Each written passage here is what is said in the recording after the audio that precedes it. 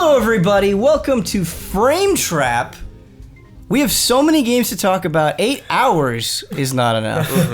And so we're actually changing the order. Usually we go around the horn and say, what have you been playing? What have you been playing? What have you been playing? But we're not doing it this way. I've got a list of games, and we're going to go down one by one, covering each of them.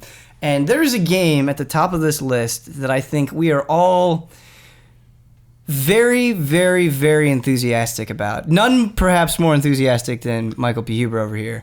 And that game is Resident Evil 7. I'm enthusiastic about the fact that I'm enthusiastic. Yes, right. And I think that's something worth talking about. And what's nice about this particular conversation, it's not going to be true about all the games we're talking about, but we've all finished, or you're nearly, you're very close to the end. And so not afraid of spoilers. Sure. We're not going to be spoiling it here. I would ask that you guys refrain from spoilers because we haven't had a podcast where we've kind of talked about Resident Evil 7 in a general sense. And so maybe later on down the line, we'll have a Frame Trap. We'll have Resident Evil 7 spoilers at the end. But Michael Huber, this is a game that you've been waiting for a long time. Yeah. That you had your heart broken by Resident Evil 6. As perhaps the biggest Resident Evil fan in the world, what was it like playing through Resident Evil 7 the first time? And how did your emotions change from beginning to end? It was magical. It was just cozy. Sorry, I'm a little sick, viewers. Sorry, get up on that mic a little bit more. Yeah. It was like a warm blanket, just snuggling up. This game is terrifying. You Yeah, were just grinning warmly. Yeah. This is messing with my mind. This game just Red cheeks. wrapped itself around me because,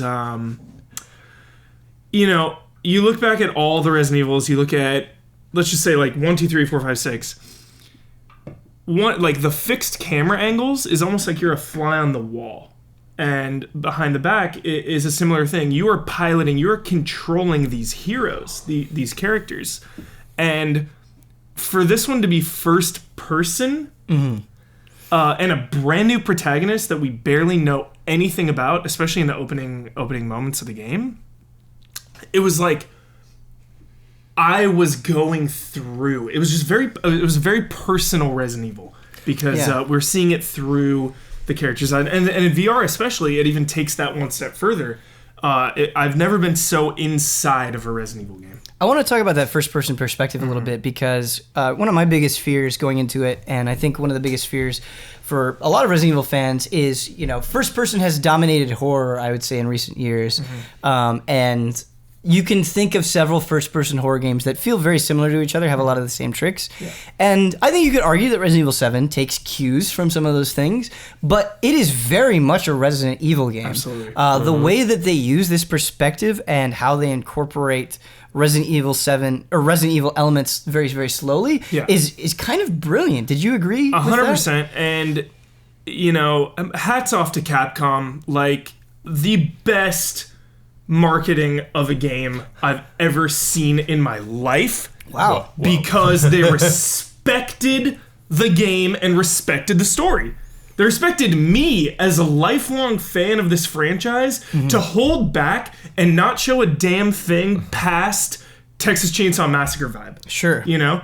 And that was costly to them. It made me nervous, and I said so on the podcast. I was like, I haven't really seen a lot here. And it's like, well, and that's even cutting the review, I was like, should I show the flamethrower? Yeah. You know, it's like, even that. And like, I've gotten to the point in the game where it's like, that's not, you know, like that. Yeah. That's a fun part of the game, but it's funny to think about when we had the multiple demos and people were still wondering, like, is there going to be a lot of combat in this game? You know, that was a big question. Exactly. And now after having finished it, that seems kind of silly in retrospect. There is combat. But and that's what separates it too from all the other first-person horror games out there, for me at least, is Outlast, you are helpless, you're supposed to run away. Amnesia, very similar vibe of trying to hide and escape rather than attack back. I was really glad it didn't have a lot of that. I was kind of worried about that. Just running and hiding and escaping. Like kind of like a Nemesis style thing. Like it kind of had like,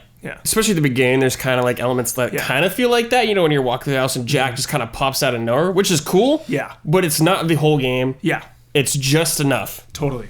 And it just has the absolute origin of what Resident Evil is about from Shinji Mikami. It's about being overwhelmed and being like going up against overwhelming odds and like way stronger opponents with limited resources. Yeah. So like being able to fight back, but at a cost. Another thing that talking about its connections to past Resident Evil games, thinking about 4, thinking about 5, thinking about 6, one enemy most of the time in those games does not feel like a threat, whereas one enemy in Resident Evil 7 feels like a big deal, especially early on, and that's something I greatly respect. Absolutely. And the way that the areas are designed, particularly the first house, thinking about Resident Evil 1 and 2 especially, just being in this place and slowly uncovering more and more layers to it and coming back,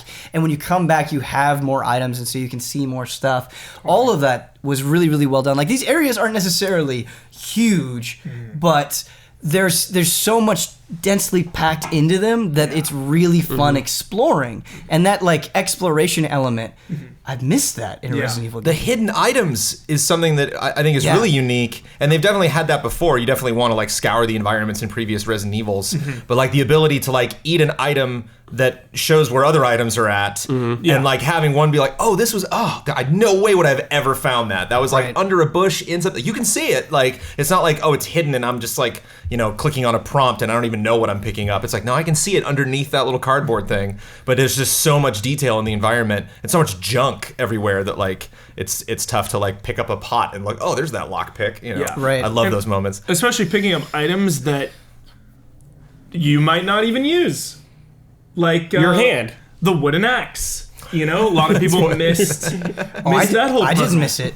Yeah. And that felt real good. Yeah, exactly. But I'm just saying, like, there are some items where it's like, oh, I might not figure out the wooden gun. Really how to use it. Wooden gun. Yeah. I didn't know what to do with it. There you go. Missed it. Yeah. See how cool I only got one repair kit, and so I got the upgraded shotgun, but I never got the upgraded handgun. Shotgun. Yeah. The way the game evolves over time, it actually kind of, in its own way, feels like there are multiple games kind of bundled together within it. And I didn't think that was going to work, but you actually get kind of sprinkles of every Resident Evil in there. You really do. Thank you for saying that. Yeah. Man. Thank you so much. Because, I guess gameplay thing from the end of the game. Nothing story related, but if you're sensitive to gameplay spoilers, this is your warning. The end of the game, you're shooting a lot of things. Yeah. And it's very, very different. But I like how gradually it built up to that. It didn't feel haphazard, it didn't feel out of place. It's like I was powerless, and I eventually get to this point where I've got all of these weapons. And that's a very Resident Evil thing. I think about Resident Evil 1, and when I finally got to the Tyrant, how much stuff I had. Yeah. And you've been saving those Magnum rounds. Right. I think that is very much part. And I was saving the Magnum rounds here. Yeah. Oh yeah, for sure. Yeah. I haven't fired one of those yet. Yeah. Yeah. Last resort. But yeah, like all the Resident Evils are there, which I love. The mansion is similar to 1. But it's its own thing. It doesn't even do it. I think like the shotgun swap is probably the most like wink wink. Like that is deliberately like almost the same exact thing as the way that's set up. But it's funny. There's so many things that like I'll do that scene and then I'll finish and think back and be like, oh, what a great fun reference there. I see what they did. Yeah. And even the structure of the house. There's even hallways. Like I'll take a right turn somewhere and I'm like, the color palette here and where the safe room is. I wonder if this is a reference. Probably reading way too much into it, but I love how they can exist as two different things. As a fan, I can totally be nostalgic, but it doesn't take me away from this story at the same time, and that's a tough balance. Did you see for horror especially? We had on the stream the note about the house. No. Little Easter egg. Am I allowed to say that? I guess it doesn't like it's not a story spoiler. It's more like a note you pick up. It's like more who's involved in the game. In the attic, you pick up a little document about the construction of the mansion. Mm-hmm. So specifically like the puzzles. Yeah, and it's Trevor and someone like Industries or something. And George Trevor is the one who designed the Spencer Mansion. Right. So just that he was that connection. Did you see the Arclay photo? The mountains, yeah. It's in the main living room. Things. You can find it right at the beginning of the game. It's in the main big living room, and there's a poster that says Arcway Mountains 1991. I missed it on my first playthrough. Didn't even see it. Yeah. Second time, I was like, oh. I want to talk about the puzzles a little bit because it's something that I have mixed feelings about. Totally. I think as I was going through the game, I very much enjoyed the process of getting the keys, opening specific doors, matching up the thing. Just because it reminded me of my time and enjoyment with prior Resident Evil games. But kind of in retrospect, I was like, I didn't spend time on those puzzles for more than, 20 seconds. I definitely think there were two missed opportunities in this game. One of them being puzzles. The DLC, have you played the DLC yet? I haven't. I've been busy. Okay, the DLC, separate from the game, there you get... For the first batch, there's 2 extra VHS tapes that you can access just through the menu, and then like a really, really hardcore mode where like you die in one hit. It's nuts. But one of the tapes is an escape room. Oh, nice. And it's a big puzzle. The whole thing is just a puzzle. You are locked up on the bed, and Marguerite keeps coming in to check on you, and you have to escape the room. And it is so great, and it reminds me kind of even the beginning hour demo. There were some puzzles in there, having to like, watch the tape and do things. I definitely think it was a missed opportunity, and even having like 1 or 2 puzzles where you kind of would have to stop and figure it out, I think that would have done a lot, because there's one later in the game where the paintings are on the wall, and you just like match it. Yeah. You match it. It takes 10 seconds. Yeah. If like I had to figure something out there, I think that would have helped the pacing and scratched that puzzle itch. And I completely agree with you. I don't think they needed to go over. I don't think in every area I needed some elaborate puzzles, but 1, maybe 2 where you really have to stop and be like, okay, no, this is a even thing. Like a classic box pushing puzzle, Right. I guess thinking about it, you do kind of have that with Lucas, but I feel like the way that that's presented to you, it's... Yeah, that's just about as puzzly as it gets. Yeah, it's just about as puzzly as it gets. It's still kind of like, okay, it's linear. It's very linear, yeah. For sure. Brad, you burned through Resident Evil 7 pretty quickly. 2 days. 2 days. Wow, nice. And you didn't play in VR? No. So... That's the next thing that I want to jump into after this is VR and that experience there and how it enhances the horror. I really believe that. A lot of people are saying that not only is this a return to form in terms of tone and gameplay, but also it was like actually scary. Yeah. Were you freaked out? Dude, by this I was game? terrified playing this game, man. What got to you the most?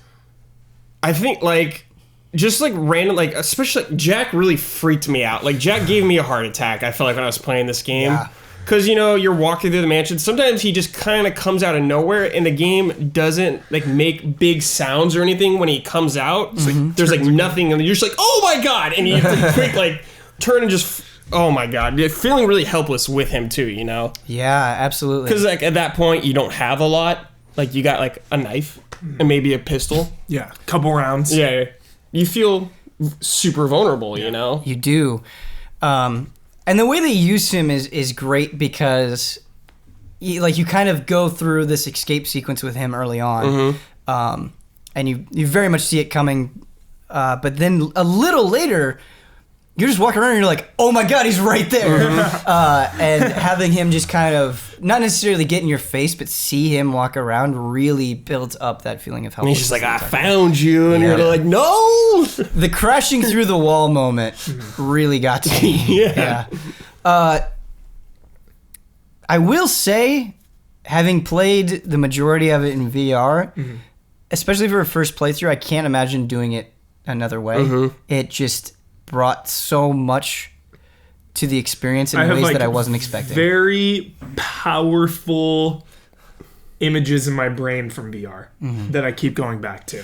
That will like when the first time I saw Avatar, I know people have mixed feelings on that, but the first time I saw it in the IMAX, it was like I kept thinking for months, just like images, that just pop out at you because you're like so connected to it. And there were times in this game that I'll never forget because of the VR, for sure. Definitely battled motion sickness, which I never have had in my entire life.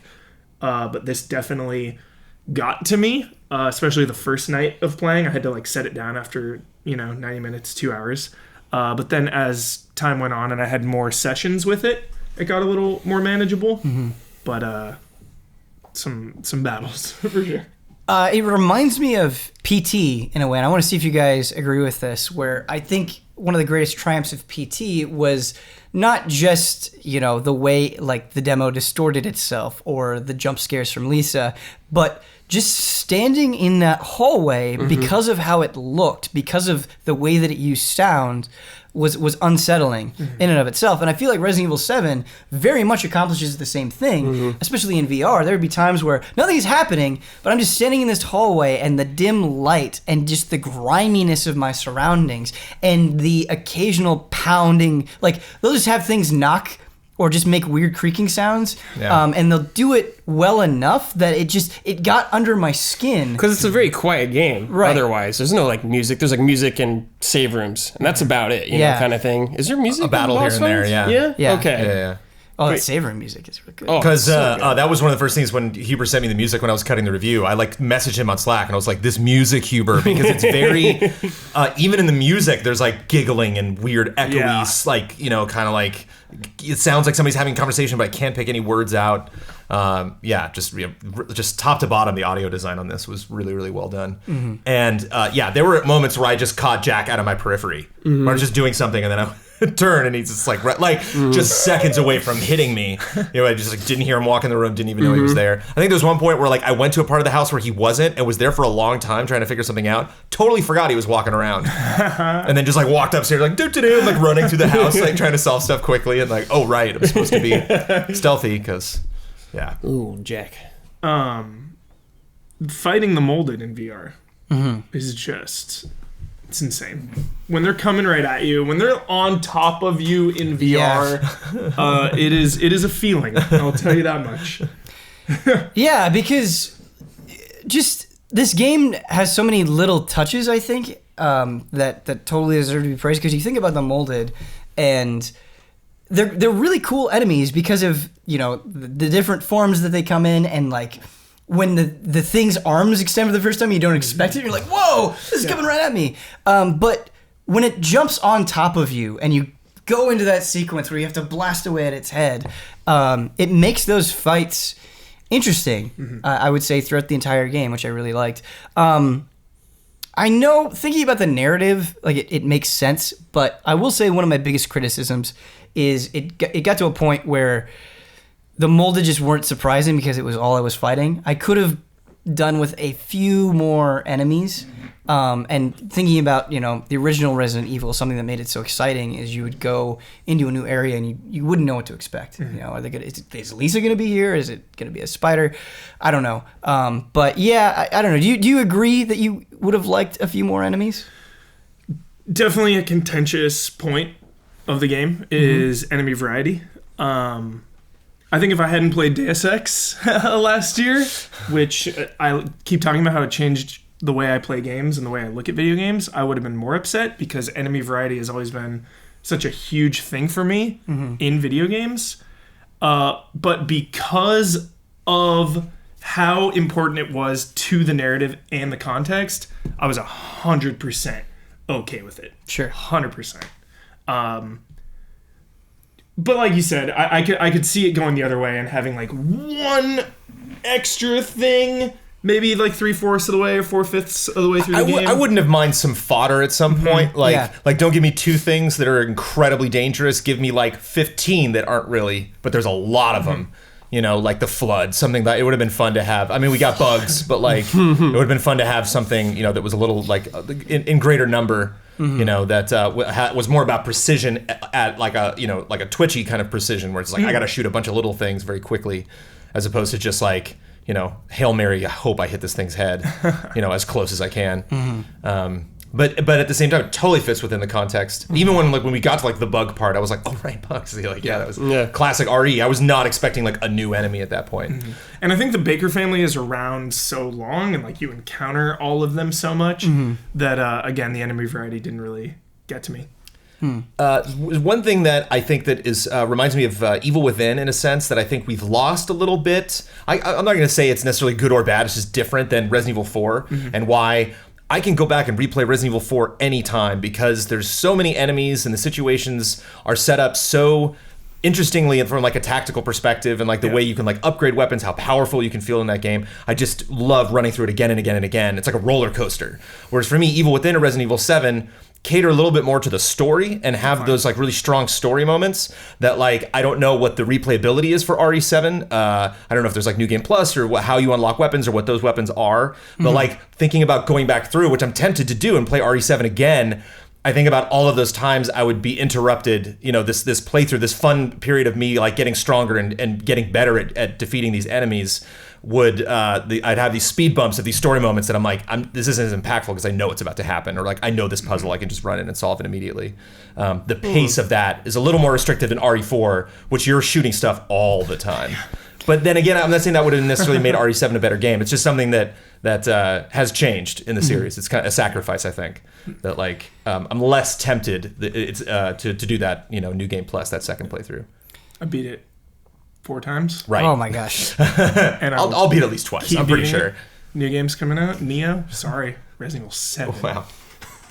I think you may regret that, but we'll see. I don't know. Not to get too hung up on this, but just thinking more about it in my head, I think maybe the reason why I bring up the enemy variety thing at all is because of the design. A lumbering pile of black goo just is not that interesting to me. It is absolutely justified in the story. Its appearance, how it came to be, all that stuff. There's context there, but it's the same complaint I had with Revelations, where just these kind of it's just it's not distinct. It doesn't, the way that the Ouroboros looked in 4. It was wow, this you can pin this to this game. Or, I'm sorry. Yeah. Las Plagas. Sorry. My bad. No, thank you. That's a good correction. The Las Plagas. You have these giant tentacle things coming out of heads, and they were just so surprising and so unique, and it's whereas in 7, although they do some cool things, there's a genericness to them that I really can't overcome. Yeah. For me, it's just the story was so strong and it's so small scale and intimate, and that was probably a choice when they were going into it. They kept saying we're gonna make it so small, scale everything back, make it tight, make it intimate, and I think that was a sacrifice definitely with enemy variety. One of the nice things with their design is how it takes over the environment. How you definitely go into areas that also have been taken over by the sludge. Aliens vibes. Yeah, exactly. Jones, did you get it? Some sort of secreted resin. Yes, thank you. But and there are areas you go back to that were kind of pristine and not pristine, but didn't have that influence, and then get it later. You go back to parts of the house and they've now kind of been invaded by that goo. So that was cool to see. Yeah. How many times did you say Goose Swanson when you played through the game? 0 times. I said it a couple times. Thank you. Yeah. Keep the memory alive. Yeah. I do. I guess we're spoiling more than I expected. So I'm gonna have to put a spoiler warning up. But I want to talk about the bosses really quick. Ooh. And why my favorite boss is the mutated Marguerite. Okay. Cool. Marguerite's my second favorite character in the game. She's amazing. She's my favorite of the 3 of the fam. Yes, she's my favorite as well. I felt like the Marguerite boss fight was truest to the rest of the game because you have this crazy spider lady crawling around, and even just her approaching me. Obviously, I have a phobia of spiders, so that could be playing into it. Yo. But I do think she's just her crawling towards you is fucked up. Yeah. It just in a way. My favorite shot sequence in the game is when she grabs the lantern. And like goes through the tunnel, like scuttles away. Yeah, and the way that they set that up so well, but the fight itself, you know, her scurrying around, taunting you, it gets in your head, and you feel like you kind of have to be aware of your surroundings at all times, or when she's like trying to like birth insects, you want to go and you stop her, and it's just this really cool, really crazy boss fight that felt very unique to Resident Evil 7, and while I enjoyed pretty much every boss fight except for maybe the final one, the other boss fights felt fairly traditional video gamey in a way that I was kind of hoping for more of the vibes of that mutated Marguerite fight. Because you think of the one with Jack. Shoot the points. Shoot the eyes, right. And it's fine. And there's that and he's fight. very strong. I love it. Yeah, it's an entertaining fight. I'm not trying to say that it's bad, but it didn't quite reach the highs. Creativity. Right. That's why I like the first one, because you can do that encounter a couple different ways, which is super cool. Yeah, that's true. That is a unique fight. Yes, yeah, first person video game. That's true. Like, I did not expect any of that to happen when I was doing it. That actually had one of the single most horrific images that I saw in the game. That you were talking about. You were like those photographs in your mind. Yeah. The fact that you can, you know, do away with parts of Jack and he'll still keep coming at you. There's one point where like his face had basically all pretty much been removed, and it just his eyes were kind of poking out of like, you know, like pulpy, like bloody flesh, and he got really close to me, and like to have these like eyeballs inside of a mound of just viscera like have expression was like, you know, it was like I remember like when Doom 3 was first pitched and they were like, oh yeah, you'll be able to rip these things apart, and I was like, oh, I can't wait, and then played it, was like not really, like not what I was expecting, especially with like a game that has a chainsaw, and this game was like finally like, yes, we're here. And that's what I think is one of the biggest success stories of this game, especially being in first person, is the expressions of Nioh when she freaks out, of you know, all these bosses when they get close to you. And not to jump on the topic, but my absolute favorite character in the game, I think my favorite thing about Resident Evil 7 is Grandma. She's great, incredible. Like for this day and age, for how long the survival horror, just the horror genre, for like where we've come from Alone in the Dark until now, for them to have this idea and implement it the way they did, and not to take over the conversation for a second, but like this is just my favorite thing about this game is how it contextualizes the absurdity of going through this experience, like that it doesn't make sense in any way that somebody would have to put up with this, that like the door would lock and you're like, oh well, I guess I got to go through this whole thing. It's like, nope, find a chair and break the door down and get out of here, you know. And it having to trap you and have you like, you know, get to the point where you think, yes, of course I'm trapped, and so therefore I'm scared. And even going back and playing Remake, there's still some parts of that don't make sense for me contextually. And anything in this game where I'm like, well, this is you got to point it out. You got to point it out. Just just the fact that you can't break a window, stuff like that. You know what I mean? Like that is still present in this game, but like anything where I'm like, well, that's absurd, that's insane. And it's like, well, yeah, it is insane. Like they are insane. Well, case in point, just how the Spencer Mansion's built. Like there are some rooms I'm like, what is this room? Like what is done in this room? You know, like why was this room built? When they laid down the structure of this, where they, you know, aside from just this will be a fun puzzle that'll trap people, like does this room actually have a function? Where every single room, everywhere you go in that game, you know, reeks of like that hoarder, you know, like just somebody who's completely let their house go. Like I've been in houses like that, you know. It's just to me further adds to the creep, and is continually commenting on the fact that, I don't know, the absurdity of that experience, I think, is like very evident, and I think a lot of the even like the gameplay elements kind of cater to that reality.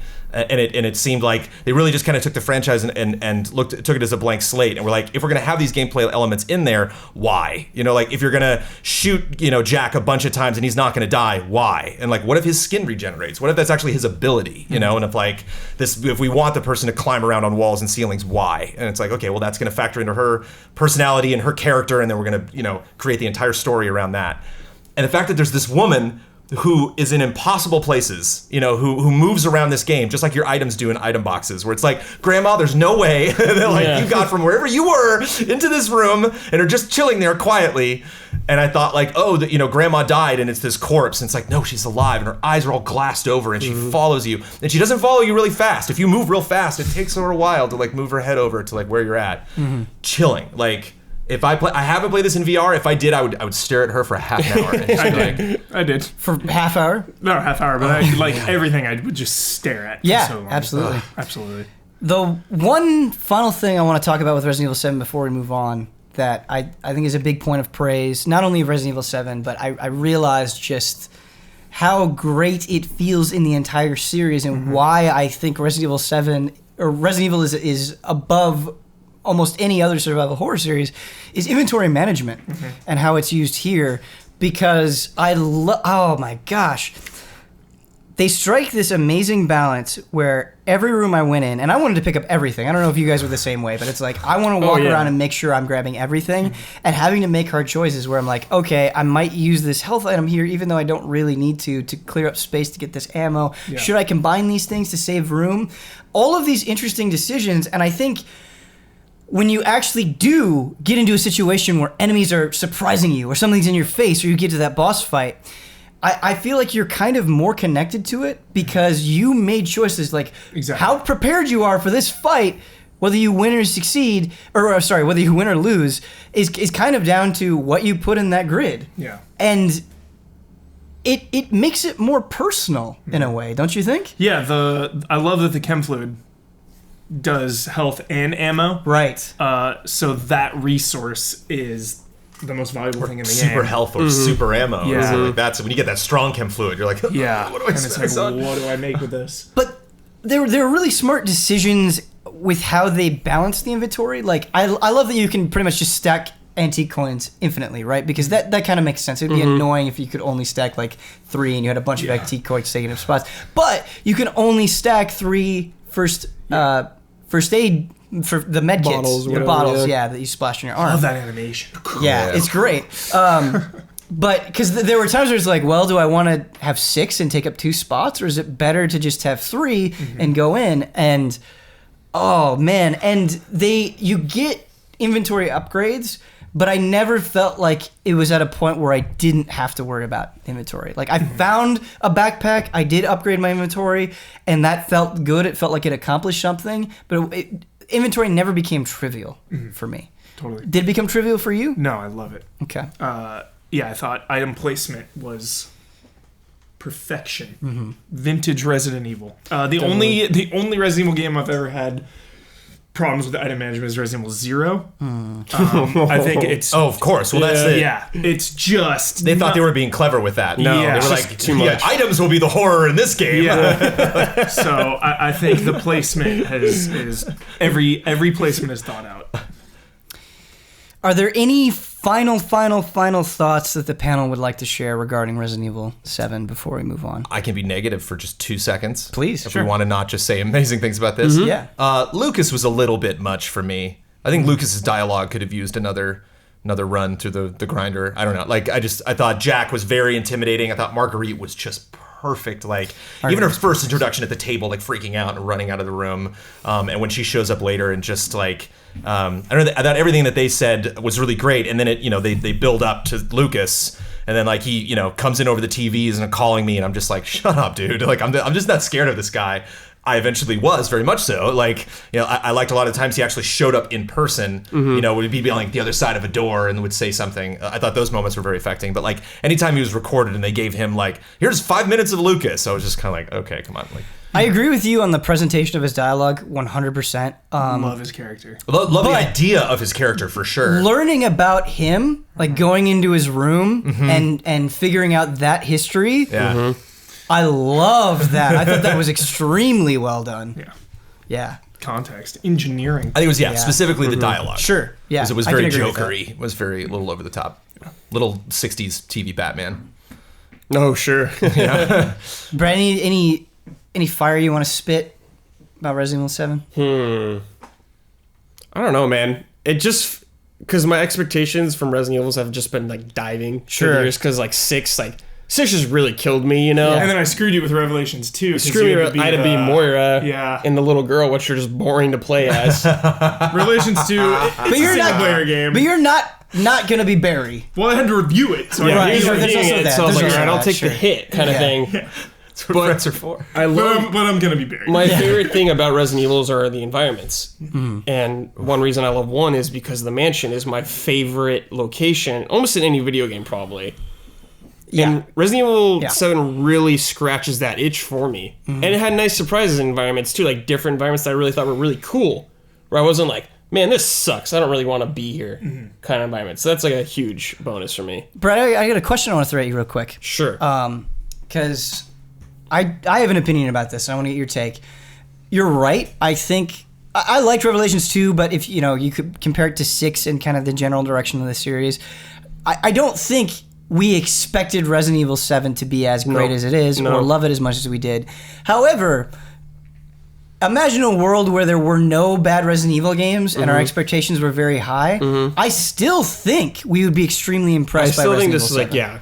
Like, when I'm looking at this game, I'm comparing it to the old ones now. Yeah. Because it's like that good, And I think it compares favorably. Yeah, it does. I'm like, which one? Where would I put this now? Is this top 3 or something like that now? I did that in my head, and I still have not settled on a ranking. I don't know if you have. I refuse. Okay. Oh, to rank them? But if I would say one final comment on this game, I'm so proud. Like, I think the third or fourth time I played it and I booted the game up and they showed the Capcom logo, I was like, good job, Capcom. I was just so proud of them. Like, in the absence of PT, to step in, and like, that might not be the reason why you changed it, but to like understand the complaints that happened from 6 and what Konami did with that, this amazing game we almost got, and then like to fully realize it, to play on my expectations from the trailers that we saw, to really kind of set it up, especially with all those demos of like, this is what this game is. Yeah. And then you get into it and it's totally different. Like, all those crazy surprises, how raw it is, how damn gorgeous it is, like how you can really just get up close to anything and totally holds up. The fact that this franchise that I first started to play was called Resident Evil, and I think I would love to do like a class on Japanese versus American horror culture, and like the fact that Resident Evil and Biohazard, those words actually really sum them up, that like, and I'm not like getting to any Japanese person's head and being like, this is why you're scared of Resident Evil. But I think as a culture, they tend to be more afraid of like science, that's why it's called biohazard. It's like the science went wrong. Whereas in like America, it's like all these zombies are up in my house, so it's that's why I think it was called one versus the other. And this to me is kind of recapturing that house vibe. You actually get it. You don't belong here. This is not where you live. You are trespassing on someone else. Every time you open a door, you're happy because you get puzzle pieces and stuff like that. But like the icky feeling when you get into their bedrooms and every time there's a staircase going down, it's like, ugh, like I don't want to get deeper into this twisted world. I love that it's the combination of East and Western horror, to a T, and I think that is why it was, having the double title, like you were saying, is just so cool, because it's like this marriage of Resident Evil and Biohazard, and we're gonna get both types of horror. I take Resident Evil's plot so seriously. I think when I first met you, Ben, we like talked obviously about our favorite games and stuff, and I just always talked about Resident Evil, and you're like, I don't think people really play Resident Evil for the plot, or like you don't. I don't. You were like, I still don't really play it for the plot. And I was like, oh man, like I love the characters and the world and the fact that this story's been going on for over a decade now, and Resident Evil 7 just, especially after 6, Resident Evil 7 put this plot back on track in such a meaningful way for me. I think really driving home like bioterror and all these organizations, kind of it went vying for these bioweapons. Because the other ones were like just going nuts, like expanding way too far. This one just kind of dials it real back in, which is real nice. Absolutely. Into the absolute beginning of it all, like bioweapons. I want to talk to you about the plot of Resident Evil, and it's not that like I was like, oh, no one can really get into the story of Resident Evil. It's just the way that I approached Resident Evil. It was like, I enjoy the story as it's happening, but I didn't really think too much about it. And your enthusiasm and your knowledge of it made me want to dig in a lot more. And like I was more invested in finding every file in Resident Evil 7 and understanding and putting all the pieces together, because it was like, no, like Huber showed me that this will make it more fun. I know, like we always say, like we throw Dark Souls around so much. I know we do, but like there's a good reason. I've said it in the past. Like I blame you. The Resident Evil lore reminds me so much of Dark Souls in a way that like you walk into a room and the room says so much. Like you can fill in so many gaps just by like staring at a room and you're right, you know. But my mind immediately flashes to Chris punching a boulder. I know. Like, you're right. Well, just Jill Sandwich. It's awesome that we've come 20 years, from Jill Sandwich to this point where like these characters are saying something and I'm legitimately not only interested in them, but like I don't really understand there's more to that. There's a mystery in what you just said. That's some subtext right there, and like not a lot of subtext in 1 through 4, 5, 6. Sure, it's all pretty much right there. Are we ready to move on? We're ready. Almost. Okay. Well, we were we were talking about so good. We were talking about thanks for watching, everybody. Dark Souls, and now we're gonna talk about something that can be very easily compared to Dark Souls. Unfortunately, and we might keep this short just to have another conversation later on. But you better be careful. I don't want anything ruined. No, I'm not going to ruin anything. Nioh's one of those games where you could tell me everything and I wouldn't mind.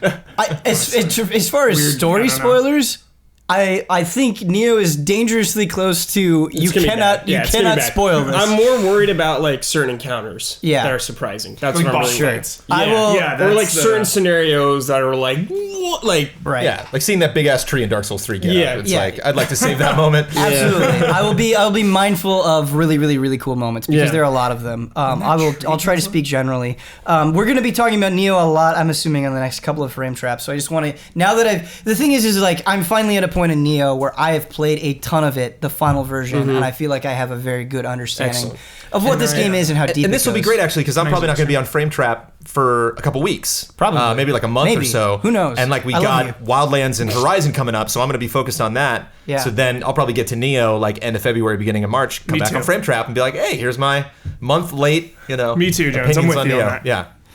Can I use the restroom? Yeah, absolutely, man.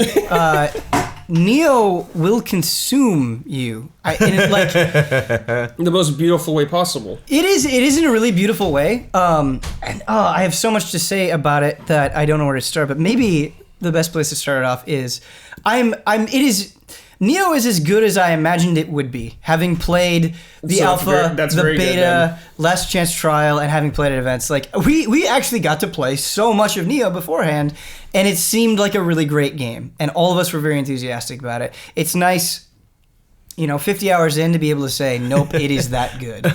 But despite how much I'm enjoying it, and I really am. I'm loving every second. It's all I'm thinking about. It's all I want to keep playing. Every time I finish a mission, I'm like, I need to take a break. Yeah. Just because it's so... It's not even that it's that hard and I want to talk about the difficulty, but it's just every mission demands your full attention. Yeah, it takes a lot out of you. It does. Deep. Right. I mean, that game is deep. It's like beating like an area in Souls or whatever. You go through an area and you beat a boss, you're just Right. like... I need to take a quick break or something like that. Yeah, and I feel like in Dark Souls, there are sort of these natural break points. Yes, like there are. You think about the hubs, or you think about like where you're going, and you'll just have sections where you're talking to an NPC for a little bit. There are these moments where you can kind of mentally collect yourself. That's not really how Nioh works. Yeah. You're in a level. And the levels are very densely packed. They're not that big, but you can spend a lot of time in them, and I want to get back to that. But everything there kills you. There's really no one to talk to, and then when you beat it... really? Kind of. Okay. We can touch on that too. And then when you beat it, you just kicked back out into like this map, and you select another level. Oh, really? Yeah. Back to a level? Oh. Yes. Well, you the demos can were go back like to that. level. And in fact, you should go back to level. grind up? To grind up, yeah. So there's a lot to unpack here. It's like Tenchu. It actually looks exactly like the Tenchu map. Right. So there is no collective hub. There is no safe haven, really, in the same way. Really that there is broad in question. Souls. The only real question I have is how much different is it than the beta? Do you feel any immediate polish or changes? It is, or does it feel the same as the beta? Because the beta felt great. Did you play the Last Chance Trial? I missed the Last Chance Trial. Okay, so it feels pretty much identical to the Last Chance Trial. Okay. It is extremely polished. Yeah, I have not run into any technical issues whatsoever. Good. It feels good.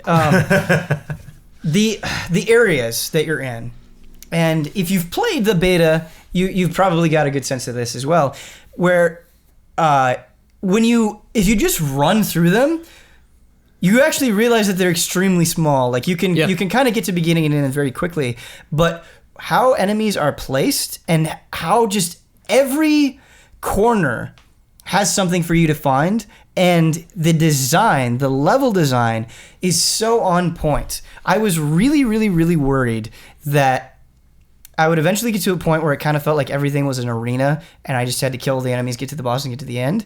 While that's true in a general sense, there are just a bunch of enemies, you have to kill them, you find items, you get to the boss, you beat it. Mm-hmm. How they mix it up, the things that they throw at you. So I'm going to say a level spoiler here, but it's not like a big moment that I'm okay. Doing. You're basically in this like place where a bunch of ships are wrecked, and there's like this shrine, and like you're in the middle of the ocean essentially, and you're just kind of like navigating these very narrow wooden walkways. And so you're fighting these giant yokai, and your natural inclination is when they come to attack, you want to back up, and then you fall to your death. Mm-hmm. And so you have to think about space in a way that you I'm getting don't have Sen's to. Fortress flashbacks right now. Sure, yeah. Sen's Fortress, is that Dark Souls 1? Yeah. But that's another strength of Dark Souls that I would argue is also present in Nioh, where the way that the levels are designed, how you approach it has to change pretty dramatically. No, I love that. Yeah. One of the things that I enjoyed from the demo about the way the levels were constructed, because you said they're not that big, but I liked that they were, a lot of times you would start like right next to where you're gonna finish, but there's just a giant barrier in between then, so you kind of have to like go out into the world, and then a lot of times you drop down a ladder, open up a door that'll now give you access, shortcuts, so you can see the whole thing. Classic shortcuts. Love the shortcuts, Jones. But in like being an open world freak, getting that elevation to where I can get to a point and actually look at the whole place. Like that moment where you in the very first environment where you push out and you see the dock and you can see the ship over there in the whole town. That's the whole thing. You're looking at the entire area, but it's gonna take you 3 hours to like get to the point where you're like, okay, I've now killed everything in this area. I've gotten all the items. I'm ready to just get to that boss and move on. And so just kind of this celebration of like, it's like the dioramas that we built, like being able to just get a clear picture of like, oh, that's cool. That was that zone. I've kicked its ass. I'm ready to move on. Yeah, well, talking about beating a zone and moving on, something that I was worried about is you've got main missions, you've got sub missions, and then you've got twilight missions. And for these non-main missions, a lot of them take place in the exact same areas that you've been. And you think that that's a cause for concern. And I would say early on the submissions are kind of where they're a little too straightforward. Even though they're reusing the same areas, a lot of the submissions are some of my favorite moments in the game just because of how they surprise you and how they mess with the structure of that game and what they have you do. And a lot of them are extremely short in a really good way, where you'll run through a submission in 5 minutes and complete it and feel good about it. And you're like, oh, I could actually do that a couple more times, because every mission has a level associated with it. And I'm especially at a point now where I will do everything on the map, and I'm still 2 or 3 or 4 levels below the recommended level. Yeah. And I can go and I could try on that main mission, or I have all of these different objectives that I can also revisit and try again to get more. It's gonna take me all year. So intimidated by Nioh. I'm so intimidated. I don't think you should be. Just the volume of it. It's a combination of the difficulty and the volume. Like, I beat all the Dark Souls and Bloodborne. Like, I can do it. It's just going to be a big commitment, but I love that it's broken up into missions because you can just, at least my brain, that's how kind of my brain is looking at it, is to where I can like, all right, I'll tackle this mission, tackle this one. Check it off or something. Yeah, kind of like chip away at it rather than, holy crap, 90 hours of, 90 hours of this insanity. Yeah. So I can just do one at a time. Do you like that structure? Or would you prefer if it were more open-ended like Souls? I do. It's weird because in Souls / Bloodborne, the way areas kind of unravel and become very different. Like there's a moment, I think, in every Souls game where I start an area and it's a certain way, and then by the end it's a very different thing, and seeing that progression. And you actually have some story missions in Nioh that are like that, where you like fight a big thing, and then the mission keeps going.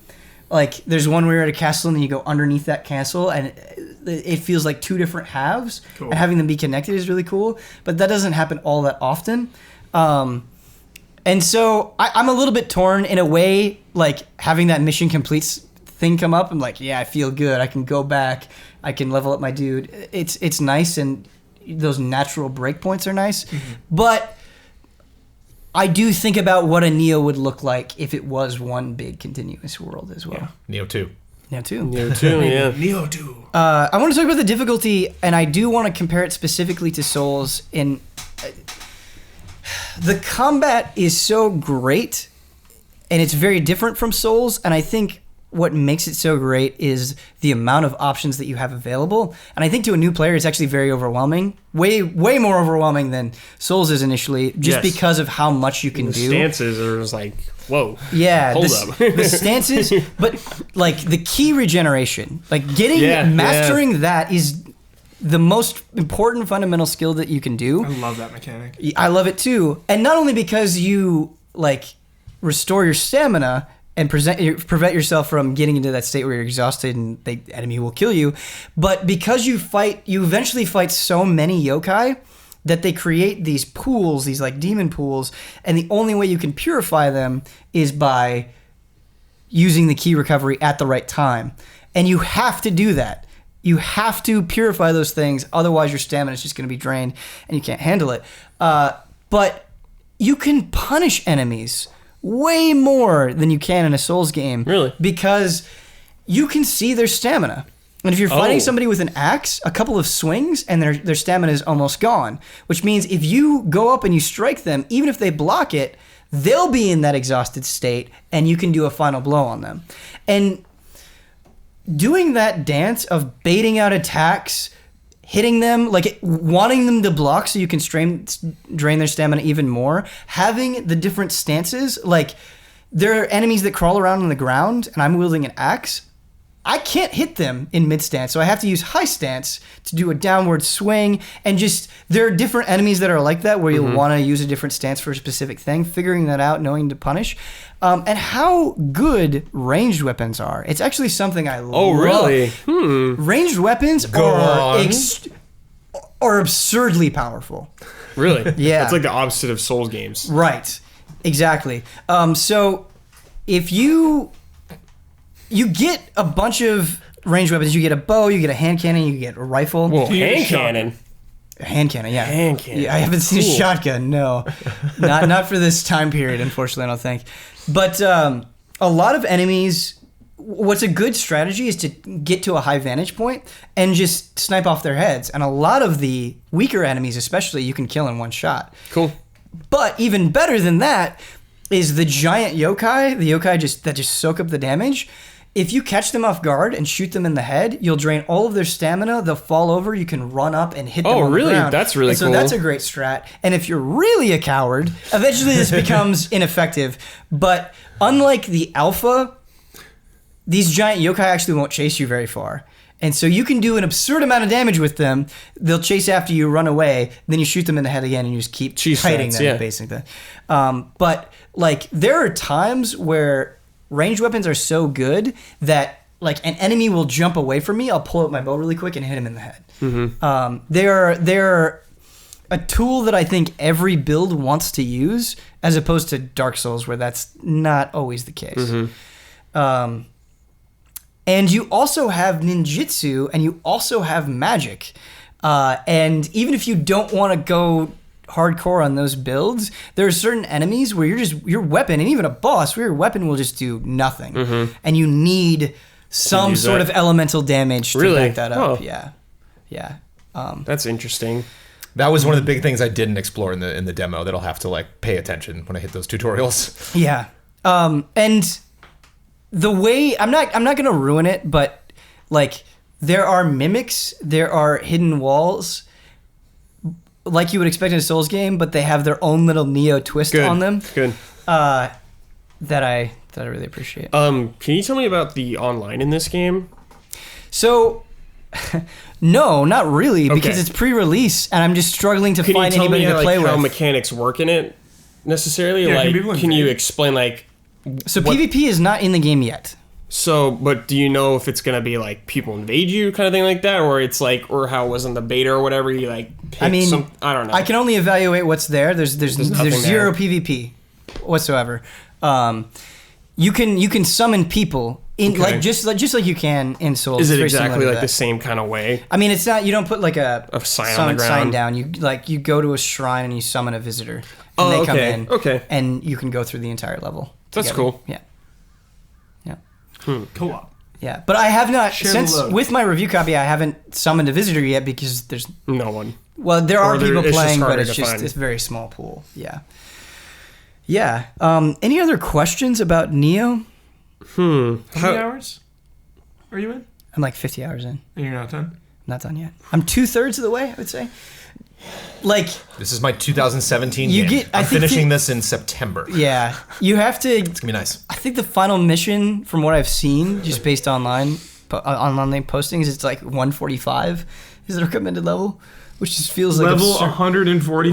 Which it just feels like it's really... I could be wrong on that. It's just internet things that I've seen, so I can't verify it. I just want to say before I finally play it, one of my favorite things compared to an outside Souls person, someone who has not really spent a lot of time in the Souls franchise and who loved Bloodborne, and the difference that I can tell from the enemy types, and granted I'm a big Onimusha fan, big Tenchu fan, so like I love the aesthetic, but to me, a lot of times when I'm in Bloodborne, I feel like I'm fighting a video game. I feel like, okay, there's this huge boss. I don't know what the heck this thing is. Is that an arm? Is that a leg? I don't know.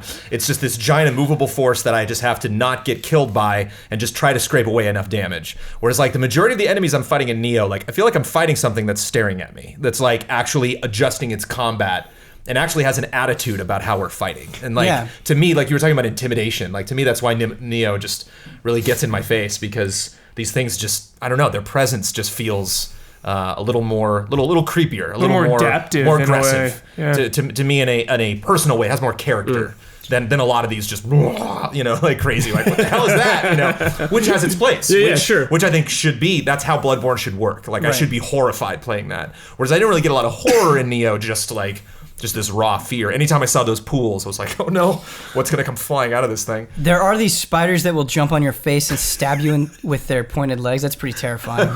Nice.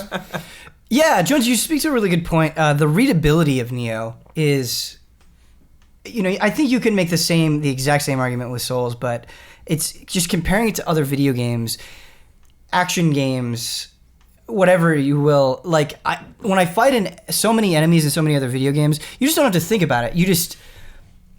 You impulsively act until they're dead. Yeah. Whereas in Nioh, it sits you down and says, no, these different types of enemies, you can't just go for it. You have to figure them out. And I think the yokai are a perfect example of that, because when they have their ki, when they have their stamina, when you hit them, they don't recoil.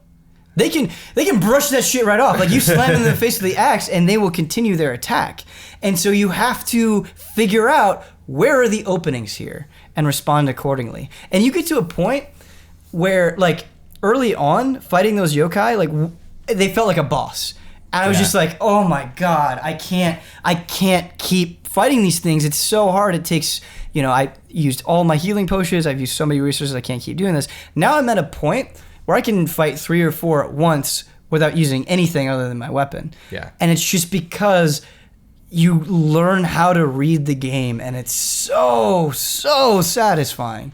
And it does, like, I've never felt bullshitted in Nioh. I know this is a classic thing to say about the Souls games. It's a cliche thing to say. But every attack has a tell. And it's super easy to figure out. Mm-hmm. Like every boss that I've fought, and all of them have been dramatically different. Like you have that first run where you die, but you learn. And like I don't know. There's never been a death where I'm like, all right, game. Like the camera hasn't really screwed me over. Cheese hasn't, like nothing has like surprised me and killed me or anything like that. It's just, you're earning every victory, and that's a great thing to be able to say. I think we should all stream Nioh, every ally. I think we should do 1 week where we all put a couple hours in. Sure. At different points in the game. Mm-hmm. That's funny. I'm beating it one stream, dude. One playthrough. Full playthrough Friday. Yeah. I don't want to talk the last thing I want to say about Nioh, I don't want to talk specifically about the story. I don't want to spoil any story elements, but the story is haphazard at best. Team Ninja. Like, almost to the point where I'm enjoying it because of how random it is. Like, things just happen for no reason. And I've been reading all of the supplemental lore, all of the information, and it still doesn't make any sense. Like it's like they made a game and just like threw things in it. There's a point where you're going through this entire level by yourself, and then you get to a cutscene, and there's like there's like 3 friends around you, and it's like, how did they get there? There's not a lot of effort placed into context or transitions even. It just feels all over the place. Yeah, I think they're just like, let's just focus on this being really fun. Sure. Mostly. Yeah, and you don't need it, but those betas weren't ironing out the story. Let's put it that way. Yeah, for sure. It's just humorous. It's way more than I expected from Team Ninja already. So Sure. I think that's a good sign. There's a flaw. Good to hear. Yeah. Yeah. I have one question. Yes. How do like the build varieties feel? Like, do you feel it's like a huge difference for you using light armor compared to heavy armor? Do you feel like you play way different using one weapon than compared to another weapon? Yeah, you do. All of that stuff matters, especially the weapons. And I haven't found a weapon yet where I'm like, okay, there's no use for this. Like, this is trash. I haven't, because you kind of have to build your character around it. I haven't really dug into ninjutsu and the magic as much as I would like before publishing the review. But I have messed around with all of the weapons, and it feels incredibly well balanced. Good. To the point where, like, everything, even the things that I my own personal preference, there are significant drawbacks to those things. I don't think there's like a clear meta-defining weapon yet, or at least that I've seen. But Brad'll find it. Not yet. yeah, the way they balance speed and power, range, the different skills that you can get for each weapon, like, they're all very, very, very, very interesting to use, to the point where I think it would be actually really unwise for you to early on be like, okay, I'm just going to use the katana the whole time. Not saying the katana isn't a great weapon. It is. It's very well rounded, but Nioh is a game that, because the weapons are so well balanced, it encourages and rewards the experimentation. In Bloodborne, I really did not pay attention to armor. I just wanted to see those stats go up. I was just like health strength every time. Like, I don't care. I'm not dexing out and doing weird weapon combos. And I saw blade the whole game. Yeah, you know, like, I was just gonna say that actually. Every now and then I would change stuff out, but I was like, I'm putting all of these like items that I'm collecting into one weapon. I'm just gonna dump them all into one thing and make it as strong as I possibly can. Well, Nioh could be the strongest weapon in the game you picked. Nioh in both the demos that I played was extremely meticulous about armor. Would change. I remember was really meticulous about my feet because I wanted speed. Like, I remember like slowing down at one point and being like, what the heck is happening? And I was like, okay, I'm only gonna stick. I'm not doing anything with 3. I'm only just gonna do the 2-prong armor things to like manage my weight. And first game of that ilk that made me do a heavy weapon ever. Like, first game where like I got that big axe and I was like, sure, I'll give this to. Ooh, I like this a lot. It's so funny because like, I rarely go heavy. Even in like something like a Dragon Age or something, like, I'm always quick. I know people always axe give me... is incredible. It's great. It's so funny because people always joke around that I'm always like, all right, heavy armor, axe, big brute, strength, no matter what every time. Nioh may be the first game where I'm like, dude, it just feels right using that katana, man. It just feels right. I mean... Everything feels right. The axe feels right to me. I don't know what the argument is there. From the beta, I just really liked the sword. It just felt so good. Yeah, it's the reason why I've made the axe my main weapon is the amount of damage that you get. Like, it's not as fast as other weapons, but because you can do like the perfect dodge roll, and because you still have a lot of mobility, like charging forward, doing one attack, dodging out, like, you're just taking off like chunks of health at a time, and it feels so good. Whereas with the katana, like, you really need to get in there and get like 3 or 4 slashes in. I don't know, but like, the katana is good in other ways. Use everything. Use everything. Nioh. Yeah. Is there a halberd? Polearm?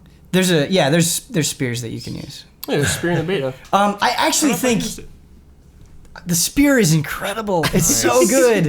Every weapon menu is so good. Yeah, it is. It is. I remember you being excited about that the first time you ever played Nioh. I remember watching you stream, and you were like, I like the spear combo. Yeah. Will Ian be able to get through the game if he only uses dual wield?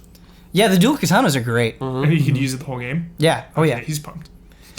Yeah, the dual katanas are great. A lot of the skills that you get for the dual katanas are awesome because it has a really good dash forward. It's extremely quick, catch them off guard, and then you can go into your combo and do like crazy backflip shenanigans and all that stuff. Talking about the weapons real quick, you can also get really obsessive about the blacksmith stuff. So depending on the rarity of your gear, it will have like slots essentially that will give you certain bonuses. You can reforge those bonuses and keep doing it until you get like this perfect stat layout. God. Once you max out your familiarity, you can. Yeah, we're all in trouble, man. So your familiarity is how much you use a weapon, and once you max out that familiarity, if you do make an offering, you'll get more Amrita, which is used for experience and leveling up. You'll get for it. But you could also, like, depending on the weapon, if you max out the familiarity, you can soul match it with another weapon. So you can, like, pass that attribute onto something else. And so you can just spend so much time going crazy with that stuff. You don't, in my experience, you really don't have to do that. Okay. The gear that you just find. But maybe if you find sufficient. yourself in trouble at some point, sure, maybe that could be a way to get out of trouble by really diving deep into that. Like that would maybe help you get a little extra edge. I'm doing it. Yeah, it definitely does give you an edge. I don't want to say that it doesn't, but like the weapon, the gear that you find is usually more than sufficient on its own. I have to wonder if it's more of a PvP thing. That's what I'm thinking when you're talking about this. But yeah, and I also know that there are just people out there that are going to go nuts for this stuff. You know, that are just going to make the perfect dual katanas or whatever. The meta. It is. Yeah, will be found. Always is. Yeah. So yeah, that's Nioh. Thanks, Internet. More Nioh talk incoming, I'm sure. Coming hot. We're really streaming every day, right? Every ally? I just want to know what everybody's builds every are. day, every hour. Interesting, like seeing each of our characters. Yeah, I'm an axe spear build right now. Oh man, the armor! Really quick. Oh my god. How good the armor looks. Like yeah. It really does. And they don't waste a lot of time giving you like, okay, you have like slightly better scraps now. Like, I'm not finished with the game yet, and like I'm this golden samurai with this like immaculately detailed warlord helmet, and I've got this cape. Sick. And it's just like, this isn't even like top tier stuff, and you just look awesome. Cool. When you're in your, or if you go like ninja build and you're in the shrouded ninja gear, all of it, they make you feel like a badass pretty quickly. Cool. That's all I wanted to say about that. But the next game that we're going to talk about, build. Sasuke build, Kunai, Uchiha Ninja, Fire, is For Honor, which I know just saying those two words together gets you excited. I'm sorry I didn't play the beta. You read. It's all right. Didn't have time. It's coming out. So hungry for real that game, quick. So real quick. For Honor is a game that we've been excited about, that we've played it in bits and pieces at events and things, and we obviously have talked to Jason Vandenberg, the creator of For Honor, responded to his passion very well. But now we've really gotten to dig in. How do we feel about For Honor, Michael Huber? So good. More confident now than ever on the heels of the release. Oh my god, like, I am not a competitive person, especially when it comes to competitive video games. I only play co-op, Overwatch co-op, StarCraft co-op, Counter-Strike with a team. Like, I'm never... Overwatch co-op? I mean, or just like with the team, with a team. Yeah. I'm never like climbing the ranked ladder solo, you know? Solo queuing. For Honor brings out the competitive in me like I've never felt in a game. The one-on-one duels, like, I want to be a master at this game because it just feels so... It like, there's... like, Titanfall 2 came out last year, and, you know, there were so many talks of how great the multiplayer was and how it set it apart from other first-person shooters. Stand by that. Yeah, it is incredible. But even after putting like 10 hours into it, it still felt similar to first-person shooters because it is a first-person shooter. It's like a spin on a very familiar thing. Yeah. Yeah. Whereas For Honor, like, it feels so new. It feels brand new. It feels like nothing I've ever played. Well, like when I play Call of Duty or a Titanfall or something, if I like run into a room and there's a guy pointing a shotgun and he already has a shotgun pointed at my face, I'm like, probably not going to survive this encounter, but I'll try, you know, and like this guy's probably plays this game a lot more than I do, so I'll respectfully get my ass handed to me like in this encounter. If I bump into somebody in For Honor, I want to kill them so bad. I want to win that fight so bad. Like the hunger, you know, just like that, you know. Feels like you're in a war. It feels you're really in a battle, and like that lust for power, which is why Huber's it feels like so much. An involved version of Chivalry. Sure. Because like way more intricate though. Well, Chivalry. that's why I'm saying Yeah. evolved. Calm down. Yeah. Calm down. No, I'm agreeing with you. I'm just agreeing with you. Get super defensive about For Honor. We're talking about how unique it is and how much depth there is. What is it that provides that depth? What is it that makes it feel different from other things? Can you explain that? All the classes have pros and cons. Well, the beta, they got to balance it, obviously. Like, it was unanimous that the Nobushi, the thing in the samurai class, was extremely broken. They have, like, a spear, and they can just poison you with, like, R1, R1, R1, just spamming. So very mobile. Yeah.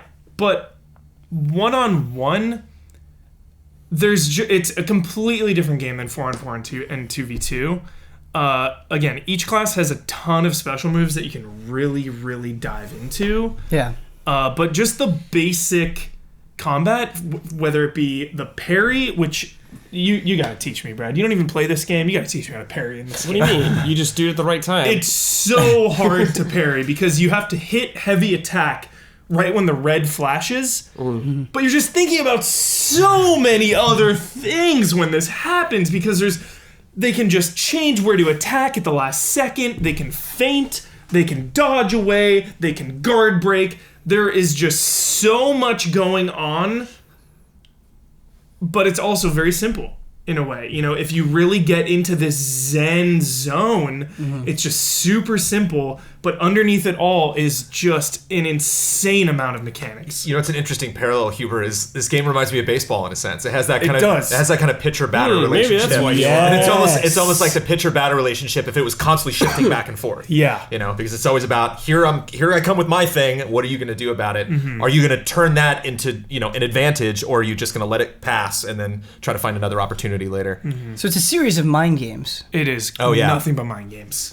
So let's say I'm somebody that thinks For Honor looks cool, but you're describing all of these, like each character has their own moveset.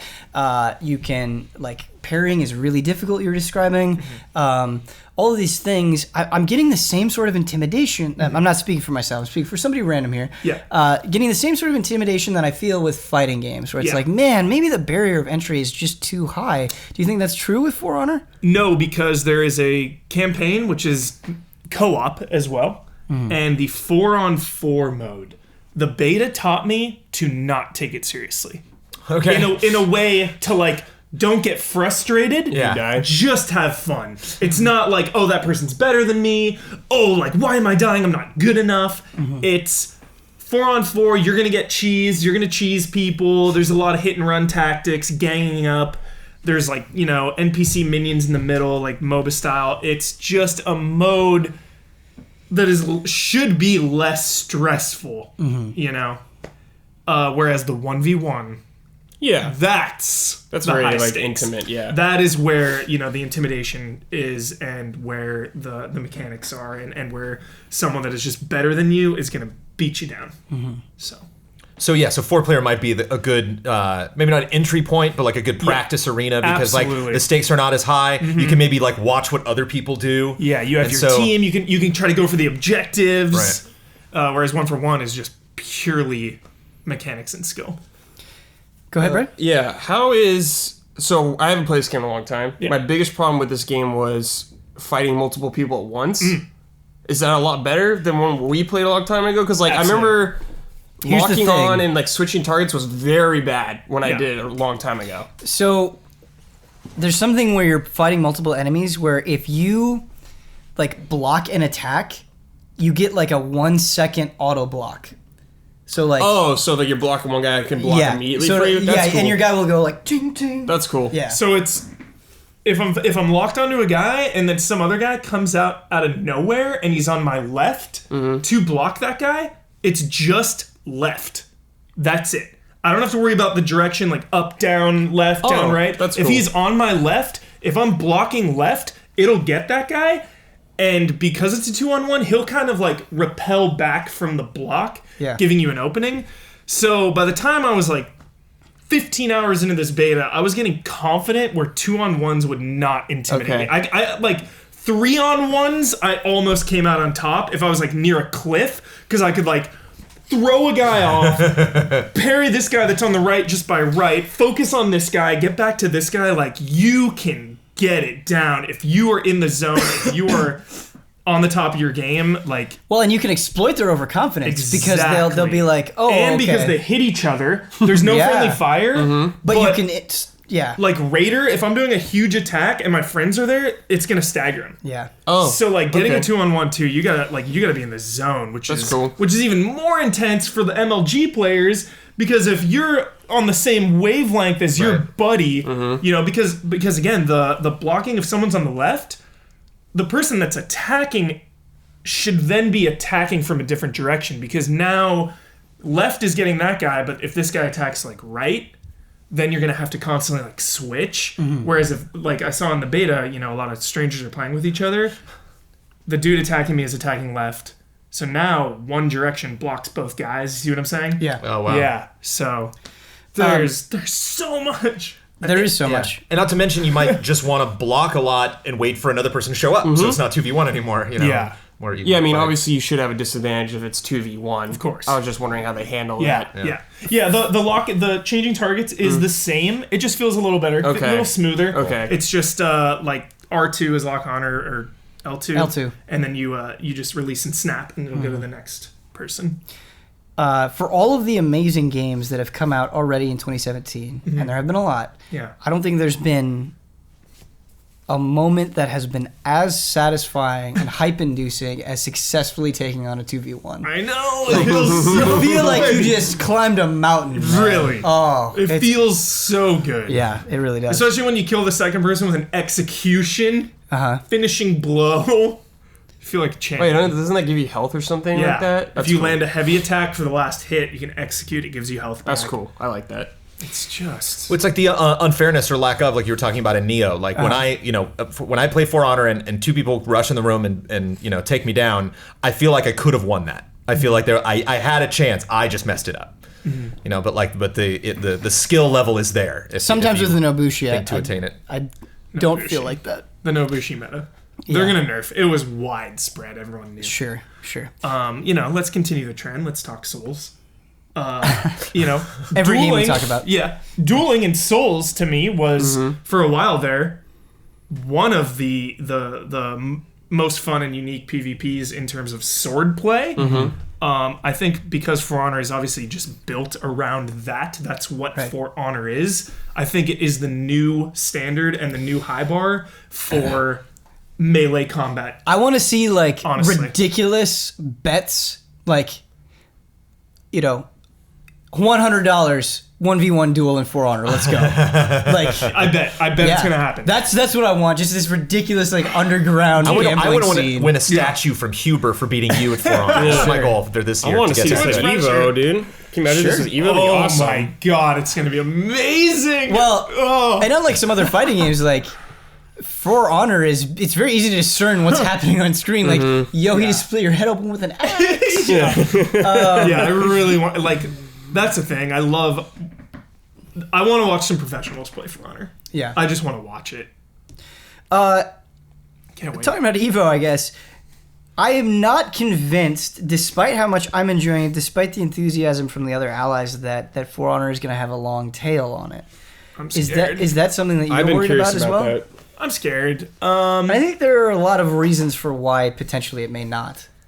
Yeah, there's definitely an intimidation factor of the game, but the beta I think was really, really well received. and I think the sentiment was positive afterwards. Just checking the forums, checking comments, seeing people that are like, "Whoa, this game is awesome!" Like people, way more positive than negative. Right. The fact that I think all the maps are free for DLC. They're doing that. They're not. That's splitting, very good. Great. Yeah, That's very good. Not splitting the fan base down the middle. I do like the long-term wars, that it's like a season is like 10 weeks. Excellent. And I think the rewards maybe are why people may not last that long, depending on what those are. If your faction wins at the end of 10 weeks, you might get like a unique headband or something, or a unique helmet or chest piece or tattoo. Maybe if those rewards were really, really meaningful and awesome, that would help kind of keep people around. But Sure. I think only time will tell. There's just so many games. I mean, it is actually something I think Overwatch has done a really great job of, is they're like, all right, here's this themed event. Here are these skins that look really, really awesome, that get people excited, that get them to come back in. And that's, I honestly think that's the make or break for so many multiplayer games now, is the frequency at which they update and how exciting they make those updates seem. Absolutely. So I'm so glad you brought up Overwatch, because I don't play Overwatch. Yeah. I just buy loot boxes. Yeah. Right, but that's a win for them. Exactly. Yeah. They got me. Every time some new sick event comes out, I'm like, man, I gotta get that skin. So there's gonna be a season pass. I asked you about it. You said maybe it's gonna be like characters they introduce in multiplayer, something like that. Maybe I haven't looked too deep into. That's one thing I'm kind of worried about. I don't like. It'd be cool I wish if you characters could, were free. if you can earn those characters maybe with in-game currency. I don't know if that's in there or anything like that. But if you can only get them by buying them, that sucks. We fact checking? I'm looking it up. Yeah, check it out. Check it out. I'm looking it up. Talk amongst yourself. You don't need While a he's ticket. while for he's this fact checking, podcast. we do still have a lot to talk about, so I think we're gonna have to move on. Okay. And this is another one where it's kind of just me that has played it, but so I'm gonna run through it really quickly. But I think it's too important not to talk about, and that is Fire Emblem Heroes. Talk to me, Ben. Yeah, I want to talk All right, I to you. got I the will info play, but right here. I have not. If you're interested. Yeah, I'm interested. What's up? Okay. It's a $40 season pass. Comes with 6 heroes. Uh-huh. Now, that means, I think it's the basic heroes the game starts with. You can use those heroes no matter what, but you can't equip them with gear unless you recruit them with the currency you earn in-game, which you earn at a very steady clip. So I think you just get those outright. You get some like outfits and XP boosts. Okay, if it's just like cosmetic stuff, I'm fine with that mostly. I think they've got to overhaul the UI for Honor a little wait. bit. It's a little tricky to navigate, I would say. 6 new heroes that will be available 7 days before they are released. Elite outfits for the DLC heroes. How much is the season pass? $40. Hero emotes, emblem outlines, scavenger crates to unlock extra gear, 30-day champion status, which gives you XP. Champion status. With the exception of the 6 heroes and their outfits, all the season pass content will be available for Honor on February 14th. So, All right. I'm just worried about gameplay stuff Yeah. because it's Ubisoft. yeah. Right. People who A don't valid pick concern. up the season pass can get the new heroes by spending the in-game currency. Steal. Okay. Yeah. I mean, not to just make one-to-one comparisons to Overwatch, because they are different, but having those new heroes be free. Like, Yeah. So, yeah. So it's just a don't know. little boost, but just playing the beta for so long, like Yeah. you get XP for the character you play. So by getting them all at once, I don't think is a huge advantage, because if you hunker down on your character of choice, But I mean, it's going to come down to balance, right? exactly. It's like if the Nobushi's the best, and you level that up. Right. And it's like, okay, well, only this percentage of players will have this overpowered character, then you run into problems. Yeah. So it's gonna come down to yeah. balance, right? Definitely. But Sorry. nope, it's all right. Fire Emblem Heroes. So while I was waiting for this game to come out, I decided to play a little bit of Fire Emblem Fates Conquest. I do want to talk about that at some point, but it was really good playing like a full-fledged Fire Emblem game and then jumping into this mobile Fire Emblem game. And I want to set this off by, I think it's good. And I think I have more interest and will have a more continued interest in Fire Emblem Heroes than I did with Super Mario Run, where I went through all the levels in the day and I was like, all right, Toad Rally's not doing it for me. And then I put it down. And the reason why it works is because it is a bite-sized version of Fire Emblem in a lot of really smart ways. Battles are taking you anywhere from like a minute to like a couple of minutes. So they go really fast. Mm-hmm. You can do a story mission like that. And, you know, you're getting... So it's a free-to-play game, and there's a lot of different currencies that are a little overwhelming at first but become pretty obvious. As you beat a story mission, you get these orbs. You spend orbs to get heroes. So it's this gacha system where you go and you summon, and let's say you have 5 orbs, you can summon 1 hero. And when you go to this place to summon, you get, like, I think it's 5 different crystals. If you have, say, 20 orbs used for summoning, the more that you summon from this pool, each time you summon, it will cost less orbs. So it's kind of an incentive to be like, all right, summon a bunch of people at once because it will be, you know, cheaper in the end. It's kind of a carrot on a stick sort of thing. But I like how generous Nintendo has been. I haven't felt compelled to spend any money. They give you orbs for logging in, for completing story missions. They're having like a launch event kind of a thing. Every time you do any type of combat, it takes stamina as well. And over time, your stamina will replenish, so you can reach a point where it's like, okay, I can't do any more fights because I'm out of stamina. But Nintendo just gave like 10 stamina potions to me, which will refill that. And so, I do feel like they're being pretty fair, pretty even-handed.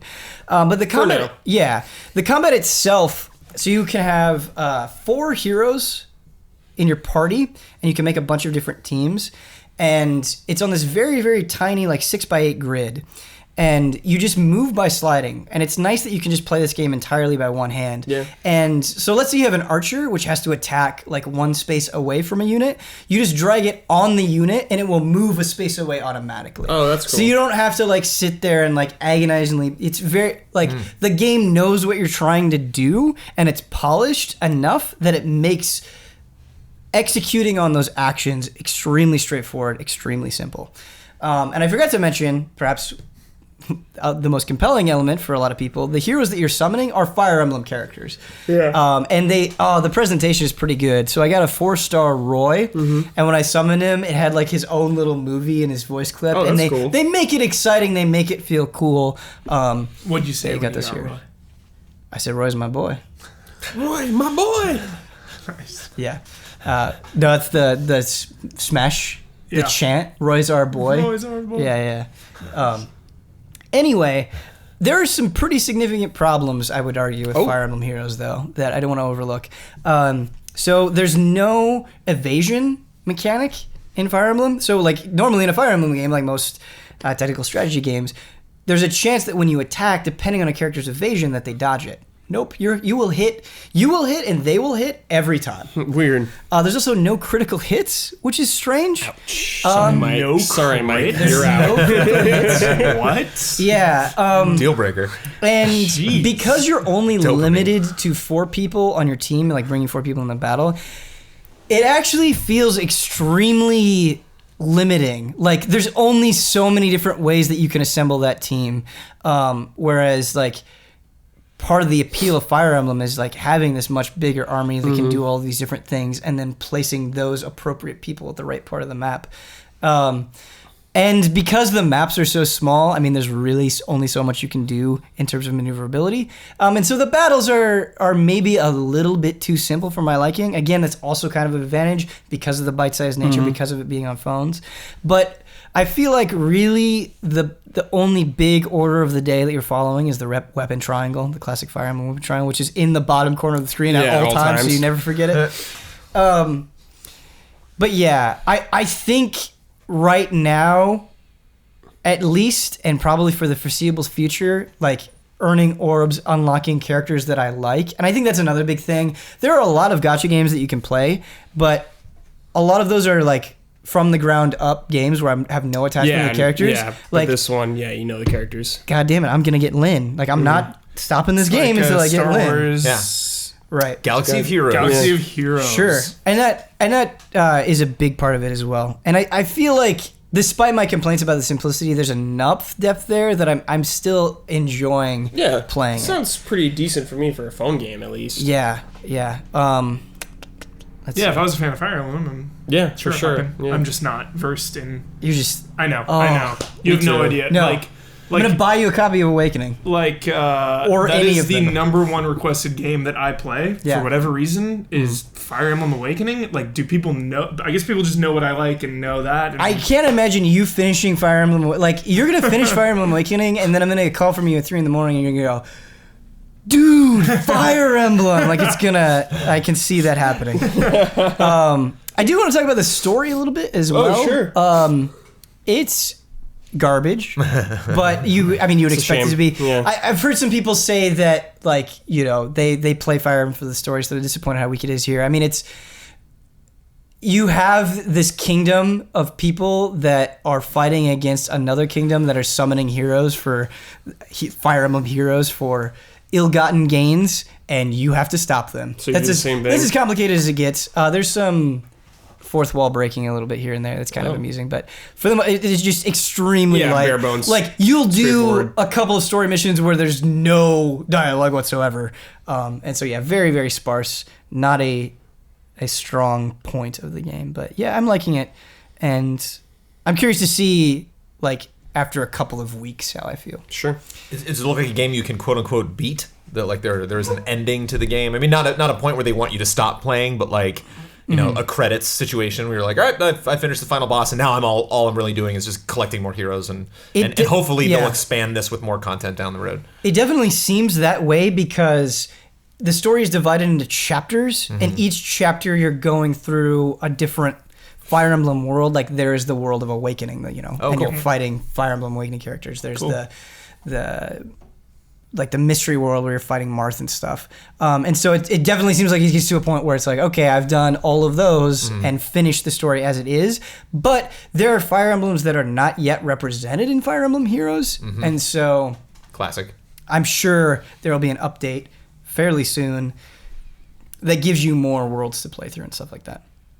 But are you guys going to check it? I know you're going to play it. I will definitely play it, possibly stream it. Okay. Cool. I'm really curious because you're not necessarily a Fire Emblem fan, but you like mobile games. I like strategy mobile games. Yeah, strategy is one of my favorite genres. And I especially games that like where I'm not sitting here playing this for half an hour for like one mission. Or like if it's like 10 minutes is the maximum I'm ever going to play one of these levels, and that's perfect for me. Cool.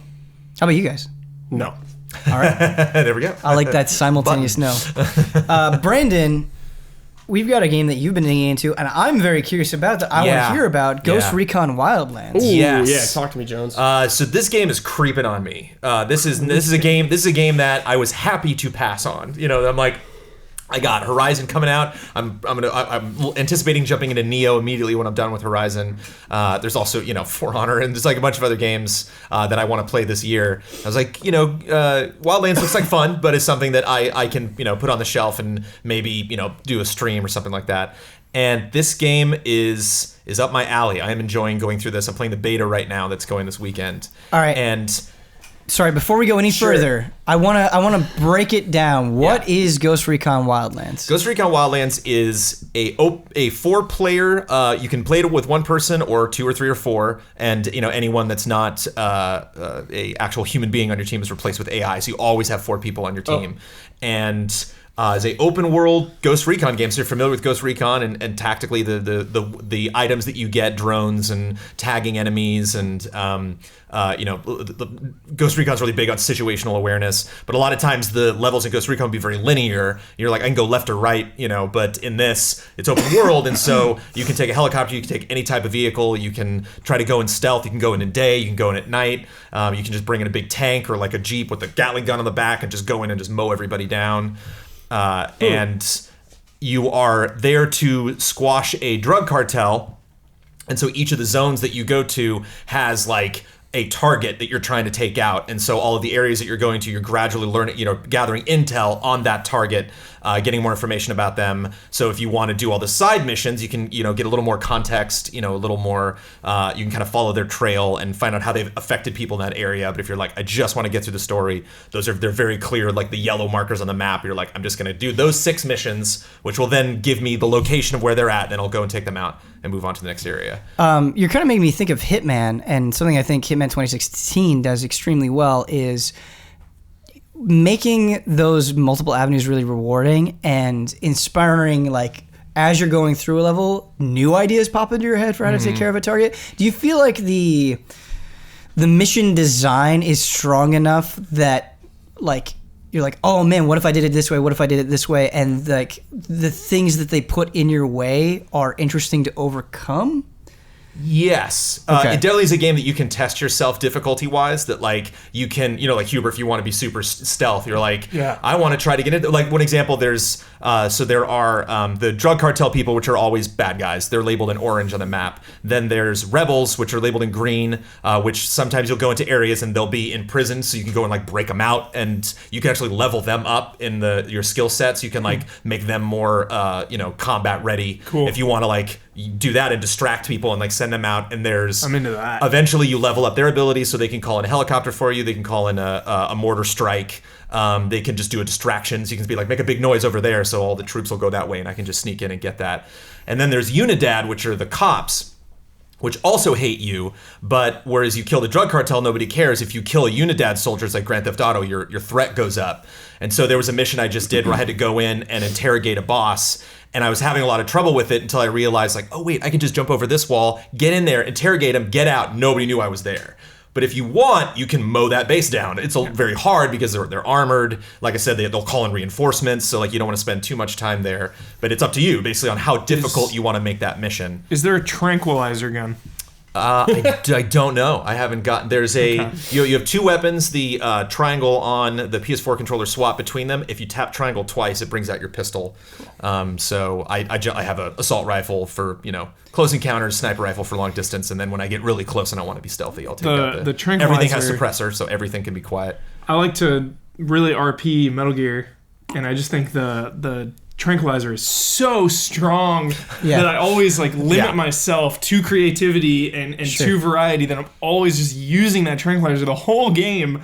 So this sounds like it'd be fun to, maybe stealth submission, going guns blazing. I'm not Solid Snake trying to save the world. I'm just like, This is basically Metal Gear Solid 5 with 3 other people that go along on missions with you and almost zero story. With the exception of these people you have to hunt down. Right. And I kind of like that.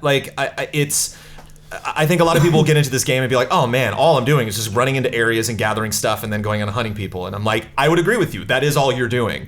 But I really enjoy that. And I think if there was a 4-person team sent into Bolivia to take down a drug cartel, it would be a little dull. It would be kind of methodical, like how they would go and gather information and attack the right people. And it's a good point. And so when I have, very simple missions where it's like, just get in there and kill the guy, I kind of appreciate the simplicity of that, given the freedom that I have to, tell my guys to, either just stay behind me, especially if you're playing co-op, and if you have 4 people and you can approach a base from north, south, east, west, and really you see how flustered all of the enemies get, where they're like, I don't know where to shoot, because there's stuff happening all over the place. When I did the preview event, in one part, they ran in guns blazing, and I just stayed on a tower from a sniper position, and taking guys out that have no idea you're even shooting at them. It's like, it's fun to do. I love that 4-player aspect, because it's such a hard thing to nail in video games, I think, because you have to build around the idea that you can play this single player, you have your AI buddies, but you have to make it so 4 human players can go in there and balance it all. And it's also such a hard barrier of getting 4 committed people my question to was. do this. Yeah. But if you do, it just sounds so much harder. The way that I play video games a lot of times is it's I'll be working on something and I keep odd hours, so it's I have time to play something at 3 a.m. when no one else is on. Do you feel like you have to play this game co-op to get the most out of it, or is it something that you're greatly enjoying, both single player and multiplayer? I'm all the beta this weekend that I've played has entirely been single player, because I don't want to jump in with a bunch of random people. I wanted to get the story done and level up a lot, and then if you're available tonight or anytime this weekend, Huber, I'd love to jump into your single player now that I'm level 9, and be like, hey, look at the fun things. I can call it a mortar strike, and the fun. I actually haven't tested that. Because when I played the demo, we all started at level 1 and then moved up. So I don't know if I come in at a higher level, if I jump into your game, if I'm playing your missions, or specifically how that works. But it's a game where it can be extremely dull. Again, if you don't like that format, if you need a little more of a story string to pull you through it, you need a little more enemy or just scenario variety. Or if you're like, I like having a game that's this blank slate. It's interesting that Horizon and Wildlands are coming out, where Horizon is very story focused, very narrative focused. But when you're playing it by yourself, do you feel like you wish you had 3 friends with you? I didn't feel like I was missing out. Okay. I didn't feel that like, oh, that guy got in the way and he wouldn't have done that. But I mean, you get 3 passionate players. You get those friends in there, and it elevates to a whole. Killing dudes with Jones. It's something. Really put it this way: it's something. If you are interested in this game, and if you are going to buy it, you have to do a 4-player session. Like whether you get strangers in there just to try it out.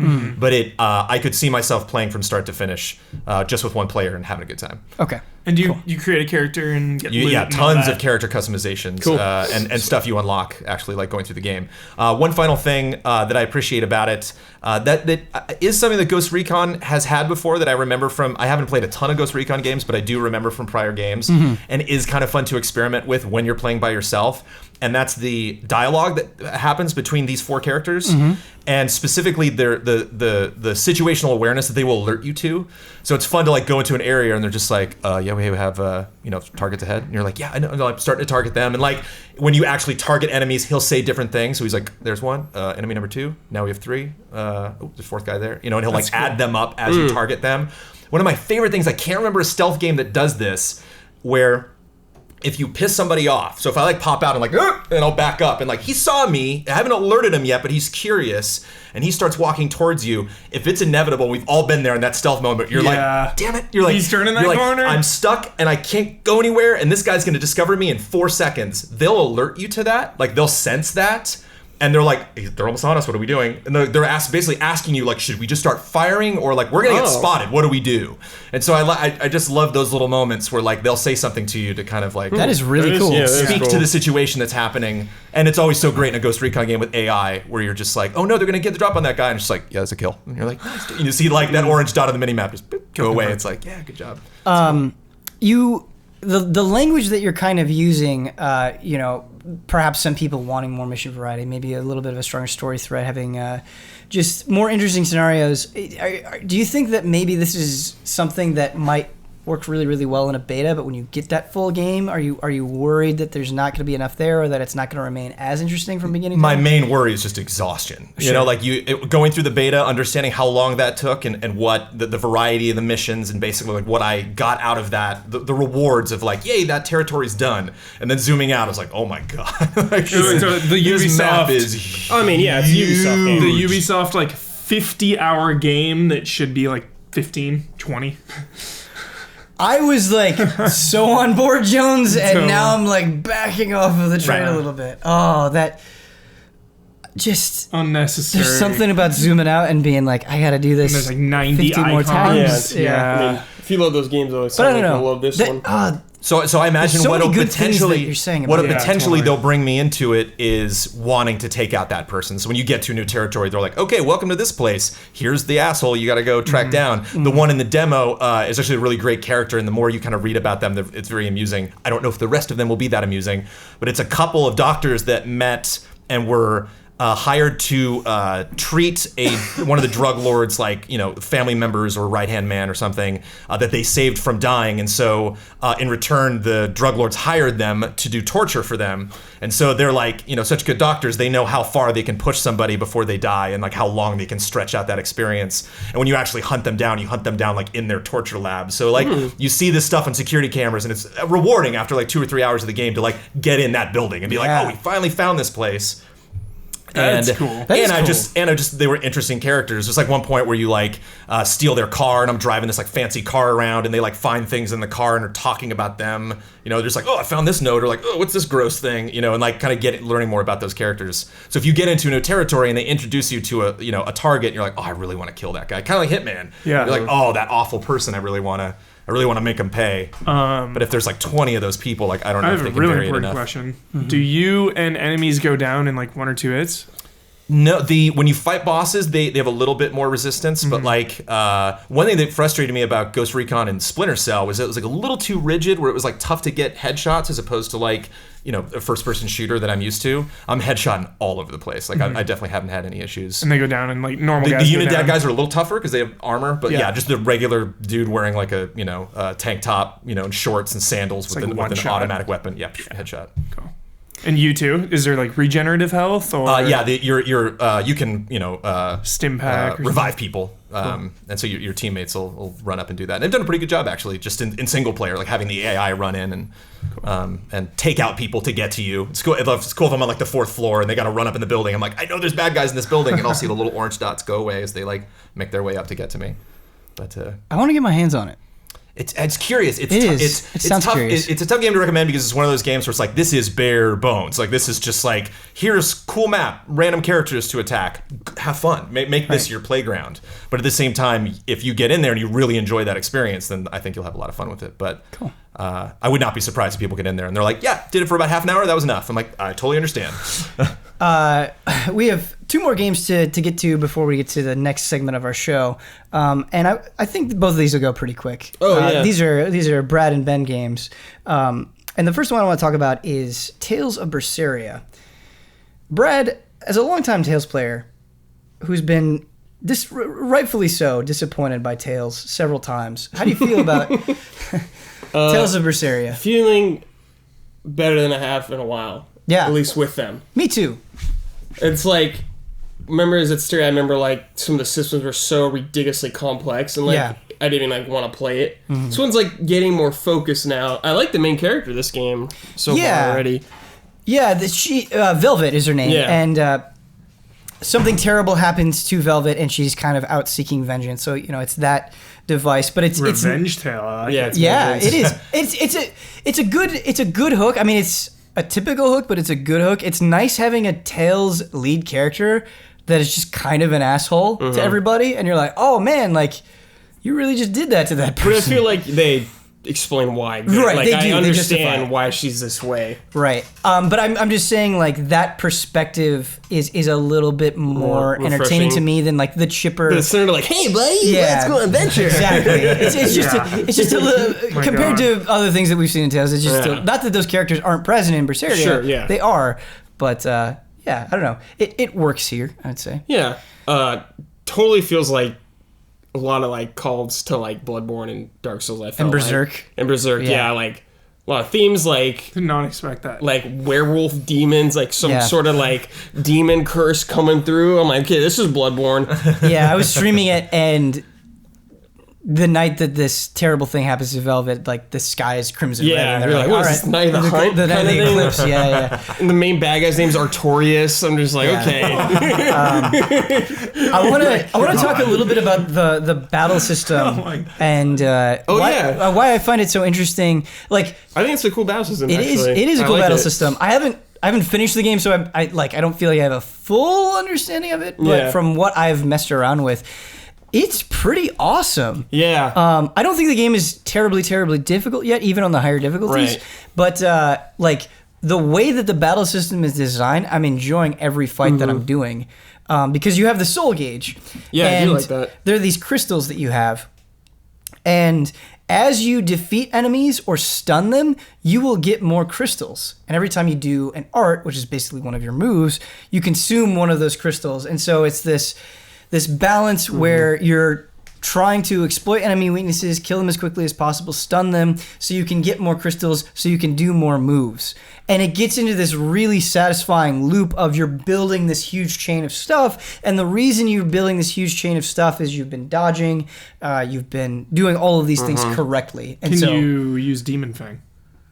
I don't have Demon Fang. I don't have Demon Fang. Yeah. I'm ready for Tales to make Demon Fang like the ultimate move for once. Have it be like you earn all these crystals and you unleash it as like just because it's always like the first thing. You have a demon arm that's pretty awesome because what you can do is If you have at least 3 crystals in your soul gauge, you can activate by pushing R2 this half demon arm and Beast Claw thing. Yeah, it's the Bloodborne Beast Claw. You basically go into this mode where you can extend combos even further, and this pays off with an even more powerful finishing move.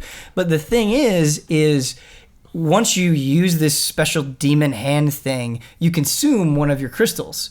And so you have to use it carefully, otherwise you can get into a situation where it's like, oh, I have like no crystals, so I can barely do anything. It also drains your health too, I think, when you use it. When you do some moves, I think it takes away some health. I think a little.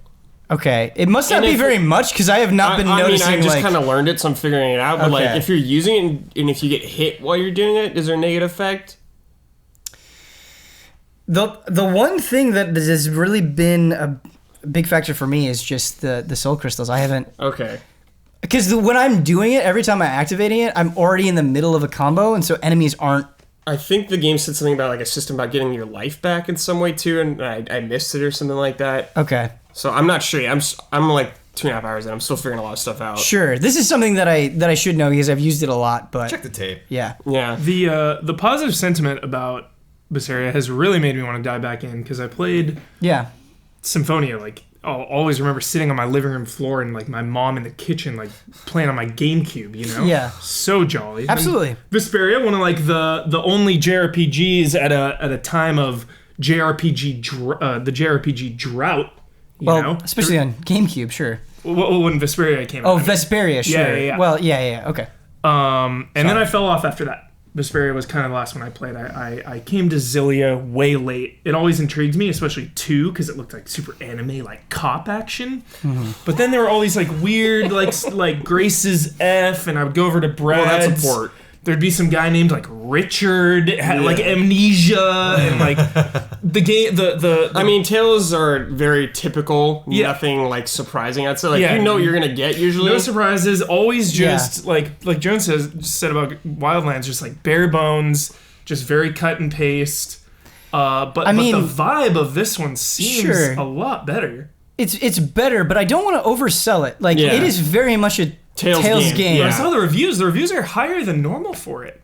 There were really high reviews of Berseria as well. Okay. Like, is that the last one that was like way more big on the open world? Yeah. Like, I think Berseria is a good game. I think it's a solid game. But if you're looking for like this Tales of game that totally redefines what your expectation of a Tales game is, like a lot of the Tales trappings are very much in place here. Okay. And it's good. It's a very good one of those that has a pretty interesting battle system for what I've seen so far. Cool. But it is not even if we're super removed from that template. Even if we're like slightly above average, I think because of the aesthetic and what you guys have said, I'm definitely a lot more intrigued. Sure. Like if you come back and you said, "Oh, it's fine," like it's whatever. It's it's very good. Yeah. There's definitely. There's a jailbreak in it. Really, so I think you'll like it. Yeah. Werewolves, revenge tale. I would say the opening is, especially just because Berseria was the one I played before this, much stronger. Much better. Much better. I just have 2 quick questions. One, how are the towns?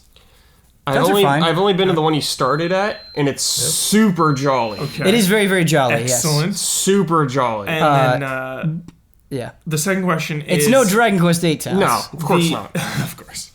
What is, right? Sure. The Berseria, the open world, just was like so gross and like sparse, Berseria, and there was like popping. Does Berseria expand that? There's popping. Berseria is a better looking game than... Is that serious? Berseria is a much better looking game than this. Like, there's a noticeable upgrade there for sure. Cool. But these fields that you're exploring are not like...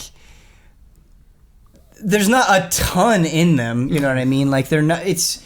You go and like there might be an herb to pick up here or some orbs or something like that, but it's not dense, I would say, for sure. But it's an upgrade from Berseria. It's an upgrade. Yes. Okay.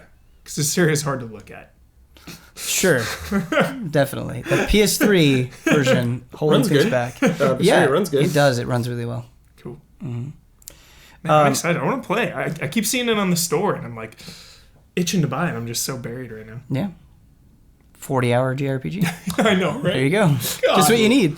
No, but it's good. It's good. And it made me excited for Tales of in a way that I haven't been before. Yeah, it's like a I'm like, okay, good. You're going a good way. Keep it up. Right. Berseria was kind of that last straw for me where it was like, all right. Or, sorry, I feel Zestiria. These names. They're all bizarre. Yeah. They are bizarre names. I apologize. Zestiria was kind of the last straw for me where it was like, all right, if Berseria isn't good, I don't feel really good about it, I'm going to cool off on this for a while. Yeah. And it is really good. Last game I want to talk about, I talked about it a little bit before, but Brad, you've been playing some Gravity Rush 2, and I want to get your thoughts on it. I really like it so far. I'm not super far into it also yet, but I'm liking what I've seen. I think it's taken an interesting turn, especially in the story-wise. I like where it's like starting at like this village. Yeah. And you're like a miner, and you're going through like trying to make your ends meet, because it's like village is like very much like pull your own weight or you're gonna starve kind of thing. Right. Which I really like.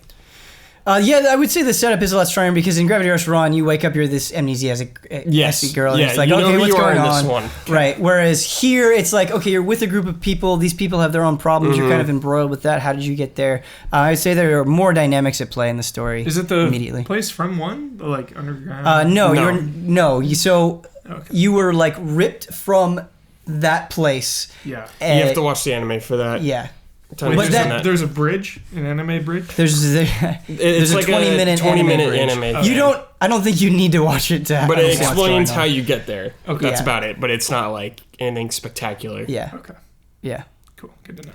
How do you feel about, you haven't gotten the new I haven't gotten the new styles powers or yet. anything like that? I think they made some small changes. It seems like it's easier to like hit enemies now when you're doing like the gravity kick, like locking on's easier. Same with like throwing stuff. I do think it is much easier to... Oh, throwing is just really good. Way better now, yeah. It's really good. Oh, that stuff was so hard, and because I played HD, not the Vita one, I missed that. Yeah. But the throwing things and like kind of the navigation was always a little weird. Because the navigation, I mean, just zipping in all directions, starting and stopping, getting used to the camera. There is an adjustment period, but yeah, I agree with Brad. I think overall it's more refined. I think they made some changes too. Like if you're just like going like you're doing your gravity shift or whatever, and you're going down to the ground, it'll just automatically turn it off once you like land on normal solid ground. I don't remember if it did that in the first one, but everything just feels a little smoother. Oh wait, because you're saying like if you zip and you hit solid ground, it'll revert? You did that in the first one. Okay, I couldn't remember, but yeah, everything just feels a little smoother, more now moving around, which is really good. Yeah. I want to say something specifically to get you excited. I think you need to play this game. Dude, I want to. So, it's like number one on my list right now. The story gets insane. Like, I'm not saying it is an extremely great story or that it like blew my mind or anything, but it does get just batshit crazy. Excellent. I've never been more reminded of Asura's Wrath than I was by the end of Gravity Rush 2. Like, there are just things that happen that are so ridiculous that you just it's like Asura's Wrath. It's the response I had to Asura's Wrath where it's just like, whoa. Like, what? Yeah. And kind of, if you play along with that insanity, I think it's very enjoyable. Cool. Story. Music's really good too. The music is excellent. Music is very good. Very funky fresh. I think I would say soundtrack of the year so far. Yeah, it's definitely a contender. Yeah, definitely a contender. All right. So that's a little check-in with Gravity Rush 2. Really want to play. It's very good. Anything else you want to say, Brad? We didn't talk about it for very long. No. I mean, I'm only like a couple hours in. Okay. So I don't have any new powers yet, anything like that. Yeah. So it's hard for me to like say stuff that's new, kind of. Are you in the big main multi-tiered city yet? Yeah. Okay. No. I'm at like the starting town. Okay, so you're with. But I got like I did like a few side quests and I was just checking things out and seeing. Once how you get to the city. Yeah. I haven't gotten there yet. Okay. All right. Well, it is that time of the show. It's time for the one, the only. HOTTAKE! Sorry. Have you seen the compilation video of all of the HOTTAKEs? Oh boy, I need that in my life right now. So what makes that compilation video so good is the different reactions everybody has, and yours are some of the best. I recommend seeking that out. Nice. It's pretty fun. So for this week's HOTTAKE, thinking of the panel and thinking about our enthusiasm for Resident Evil, I want to return to that series. And I want to talk about specifically the future of this franchise, where things are going. Because this is a franchise that has pivoted a lot, right? You have the fixed camera angles of Resident Evil 1, 2, and 3. You've got the over-shoulder of 4 and 5 and 6. And now you have the first-person perspective of Resident Evil 7. I know that this is a topic that you've been stewing about a lot, Michael Huber, so this is the place to let all your thoughts out. Brandon Jones, Bradley Ellis, please as well. What do you want Resident Evil 8 to be? And we can even go beyond that. 9, 10, spin-offs. Like, Resident Evil's in a good place right now. Where does it go from here? Quickly, before we get into 8, I would really like Revelations 3 to be the next. To finish that up. I know Resident Evil 2 Remake is in the works. That's a whole nother topic. Would it be a spoiler to ask what you want Resident Evil to do in terms of its story? Is For that Revelations? Yeah, is that... Can you say it without spoiling things? Yeah, I would like it if Barry and Jill teamed up, because Jill is in the first Revelations, Barry's in the second. I think that reunion would be excellent. Really, really, and a great way to wrap up kind of the Revelations trilogy. Wouldn't really know. Do we know Revelations 3 is happening? No. Oh, okay. Hasn't even been announced. I'm just saying. Yeah. You know. Could that be a super long shot now that they've kind of like rebooted it in a sense successfully? Yeah. So I would just like it if we got one final Revelations to kind of wrap that up with them. So talking about Revelations is kind of, to me, it always felt like a play on, hey, if you like very traditional Resident Evil, or traditional in the sense of like 4 and 5, this is for you. Yeah. Kind of, it always felt like a little safer Resident Evil to me. Do you would want Resident Evil Revelations 3 to feel like that as well? We're in this perfect place. It's the perfect storm of first-person Resident Evil 7. You do fixed cameras for Resident Evil 2 Remake to scratch that itch. Sure. And then you go Resident Evil 4 style with Revelations 3, and now all the bases are covered. So to me, that seems like the absolute smartest way to go about it. Because you just cover everybody. Everyone. Yeah. Everyone's happy. Do you two have thoughts for what you would like to see out of Resident Evil 8? Would you want VR support? Sure. Yeah. I mean, my ideal thing would be third person or fixed camera angles for 8. I would like it to focus more. Like, I like first person. I haven't played in VR, which is like a huge disadvantage to it. Yeah. But I like seeing the character kind of thing like that. That's just me. But I want it to be more how this was, and then like 1 and 2 are much more like slower pace, quiet, more spooky, I would say. More focusing on that and less action is what I always want out of them. So keep the horror. So keep the horror up, like the main thing. A couple of questions. Why specifically would you want not first person? I think I just prefer like that perspective of going through something like that. Sure. I think I do that with just games in general. I prefer like seeing my character kind of in there. Of course. But I don't have a problem. If it's first person, I'm not going to be mad at all. I'll be like, oh, cool, awesome. So there's another factor to this equation that has changed my opinion on it quite a bit, and that is the Evil Within. Yeah. Right? Like if we were to get an Evil Within 2, that third person psychological horror vibe would kind of be filled and in a way. Remake 2, that's where Remake 2. Back. It has to be fixed camera. Yeah. Do you want Resident Evil 8 to be first person? Michael Huber. Yes. Okay. I never in my wildest dreams thought I would say that.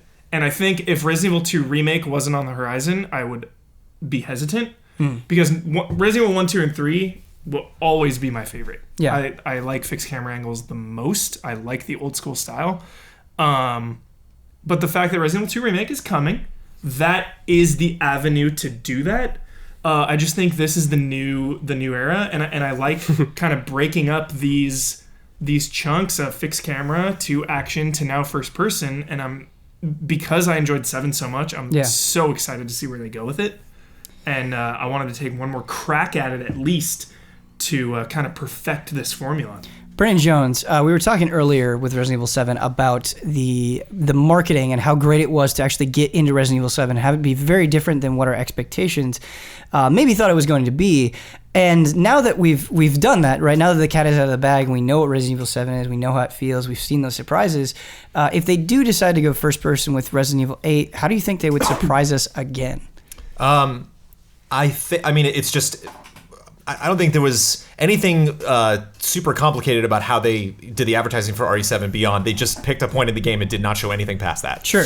We got very used to that house, that room, and it was even kind of nice going into RE7 that we got into the house a different way. You know, they start out and they're like, here's the house, here you go, open the gate. Oh, it's locked. And you're like, oh, where am I going? And so I think kind of, you know, work around our expectations in that way, like focus on one specific chunk of the game, have that kind of sell the overall vibe, and then I think we'll be even more excited, even more hyped going into a Resident Evil 8, knowing what they did with 7 and knowing like what we're looking at is probably not the whole story. There'll probably be a lot, especially given like the doll finger and stuff like that. Something that didn't really seem to have any meaning, you know, in the demo. Then you get into the game and it's like, you know, 8 hours before you finally like, oh, there it is. Making parallels between Resident Evil 7 and Resident Evil 1, you know, the Spencer Mansion and the house that you're in, the Baker house in Resident Evil 7. Playing Resident Evil 1 all the way back at the beginning of the PlayStation 1 era, and then playing Resident Evil 2, the difference in tone and the difference of setting, especially in the very beginning, where you're in the city, everything is on fire, that chaos.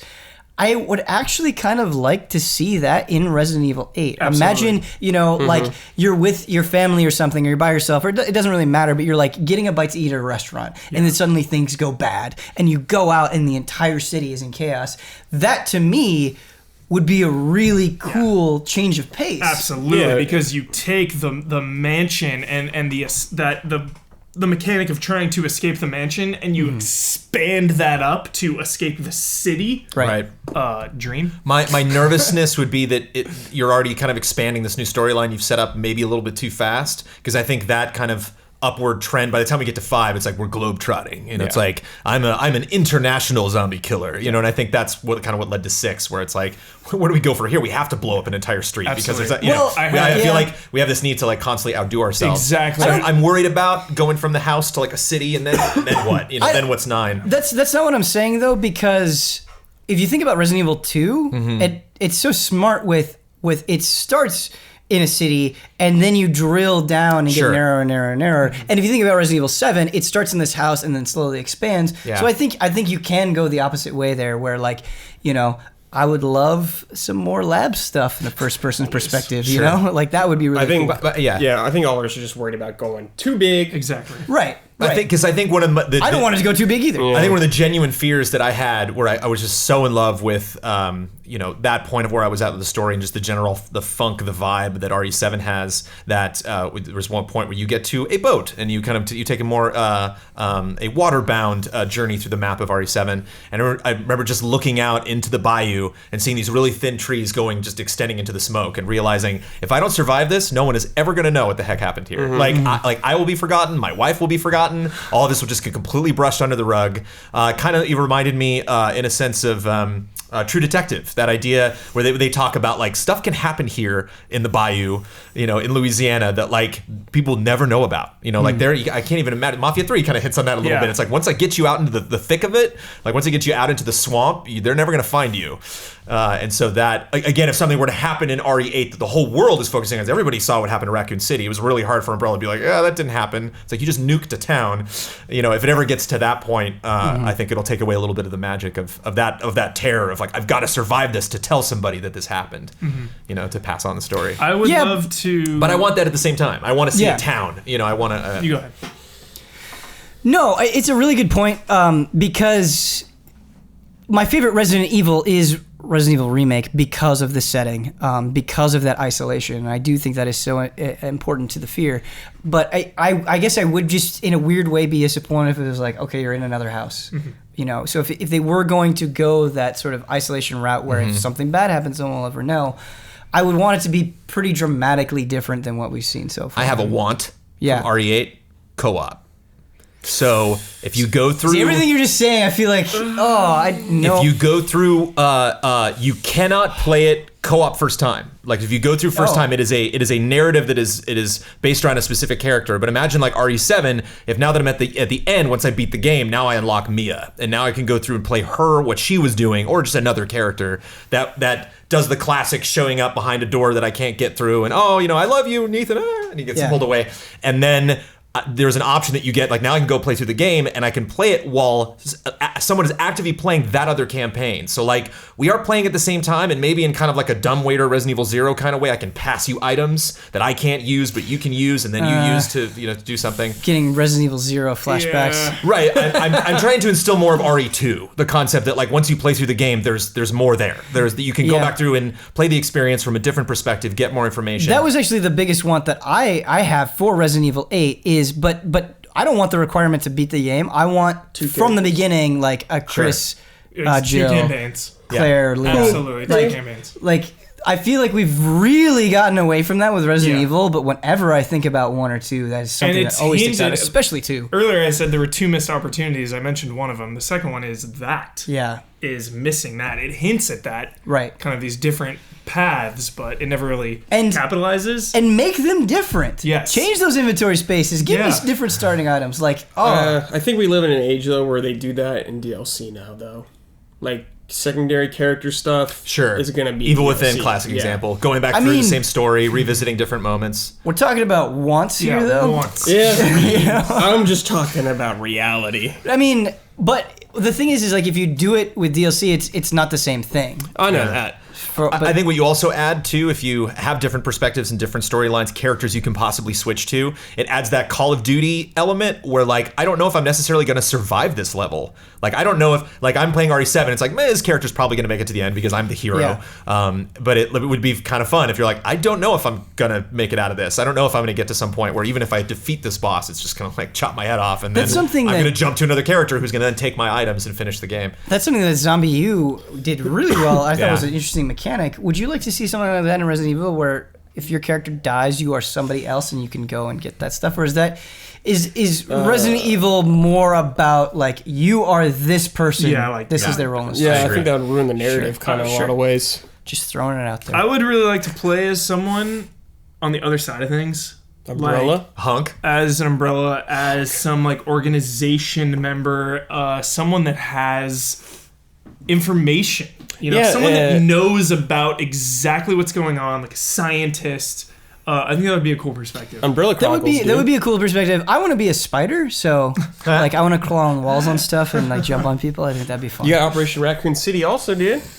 Operation Raccoon City of games where you play as other characters. Sometimes I forget. I did. I wrote a guide for. Oh my god! Check out Ben Moore's guide. No, Operation Raccoon City. Don't encourage them to play the game. That's how I got my start in the industry, man. Yeah. No shame in that. Go read that guide. Yeah. It's epic. You haven't read it, have you? I like browsed it. I like looked at it. Oh, okay. Yeah, he saw it as real. That was it. What was the name of the game that you reviewed? Umbrella Corps. Yeah, I forget that those. I forgot it existed for a while. And then there's like Dead Aim as well. There are weird. Well, it's fun too when we talk about the RE franchise at large. You're like, there's 1, 2, 3. It's like there's a lot more going on there. Mm-hmm. There's Dead Aim. There's Gun Survivor. There's the Game Boy game. Like, yeah. Yeah, I think you guys said it too. I'm just worried that it's always more action is for a sequel. Mm-hmm. You look at 2 to 1, 5 to 4. It's like, how do we outdo ourselves? We just throw more creatures, more enemies, more weapons. It's always more. So I just hope that doesn't happen. Mm-hmm. I will say though that there was a very big cloud of skepticism going into Resident Evil 7. Oh yeah, I think a lot of people didn't expect it to work, and not only did they pull it off, but they pulled it off in such an elegant way that it's like, no, I trust you to make Resident Evil 7 good. I hope the days of Resident Evil 6 are behind us, at least with mainline entries. Yeah. I mean, Revelations 2 was kind of the first hint at that, Oh, absolutely. And then absolutely. But like Resident Evil Revelations 2 was like, all right, you're getting this back on track. This is a good step. Whereas it's like, no, Resident Evil 7 deserves this level of prestige that we've given to other games in the series, For sure. Yeah, it's also hard for me to speculate on 8 too because of where 7 leaves off and the DLC coming. Once we play that DLC, I think it'll be a lot easier to speculate. That DLC is very important. I know. I need it. in my life right now. And it's free, which is nice. Free. Yeah. Very They nice. patched it in. I know, how cool is that? When you beat the game, Jones, it hints. It's like, yo, free DLC in spring. They patched that screen in after the credits. Are you guys ready for some emails? Oh yeah. Oh yeah. Let's do it. 8. I want. Hopefully we got some questions about Resident Evil in these emails. You said we're dreaming. We're dreaming. I want Give me a Resident dream. Evil 8 Nemesis. Where you play as Nemesis? Yep. Our first email comes in from Master Yoda. That's all right. I like it. Excellent. He says, "Hi Ben and allies, got a game for you. Become the Konami. The meltdown of Konami is still painful, but what if this happened to another great developer / publisher? What if you were the one in charge of tearing the soul out of these companies purely for sheer profit? Well, good news, you are. Below is a selection of developers / publishers and their games. You may choose one that will remain untouched and get future versions / sequels. As in Pro Evolution Soccer for Konami, a second choice can be saved, however. Sorry, the wording in this email is a little rough. Okay. However, so I think the general idea here is that we have these different companies. And we want to kill them? No. We gotta kill everything but one franchise. thing. And I think the slant that we're taking here is not which of these do we like the most, which is going to be the most profitable for us. So we're being evil corporate overlords. Okay. We're gonna milk it. We're gonna milk it for all it's worth. We're looking for profit. Okay. All right. So he's got a bunch of them here. I'm just going to pick a few and go on. So I think the first one is here's a perfect one for this. Ubisoft. So here are our options. We can only save one. Assassin's Creed, Far Cry, For Honor, Just Dance, Rayman, and Trials. Just Dance for sure. Just Dance, there's no question. Ooh. Wait, we save one? We can only save one. Do those still sell? We're saving For Honor. They make them every year. No. It's not without what fail. do you like. What is going to make the most money? I would say Just Dance or Assassin's Creed probably. So I think those are the two options. I think maybe you could even argue Far Cry. Yeah, you could for sure.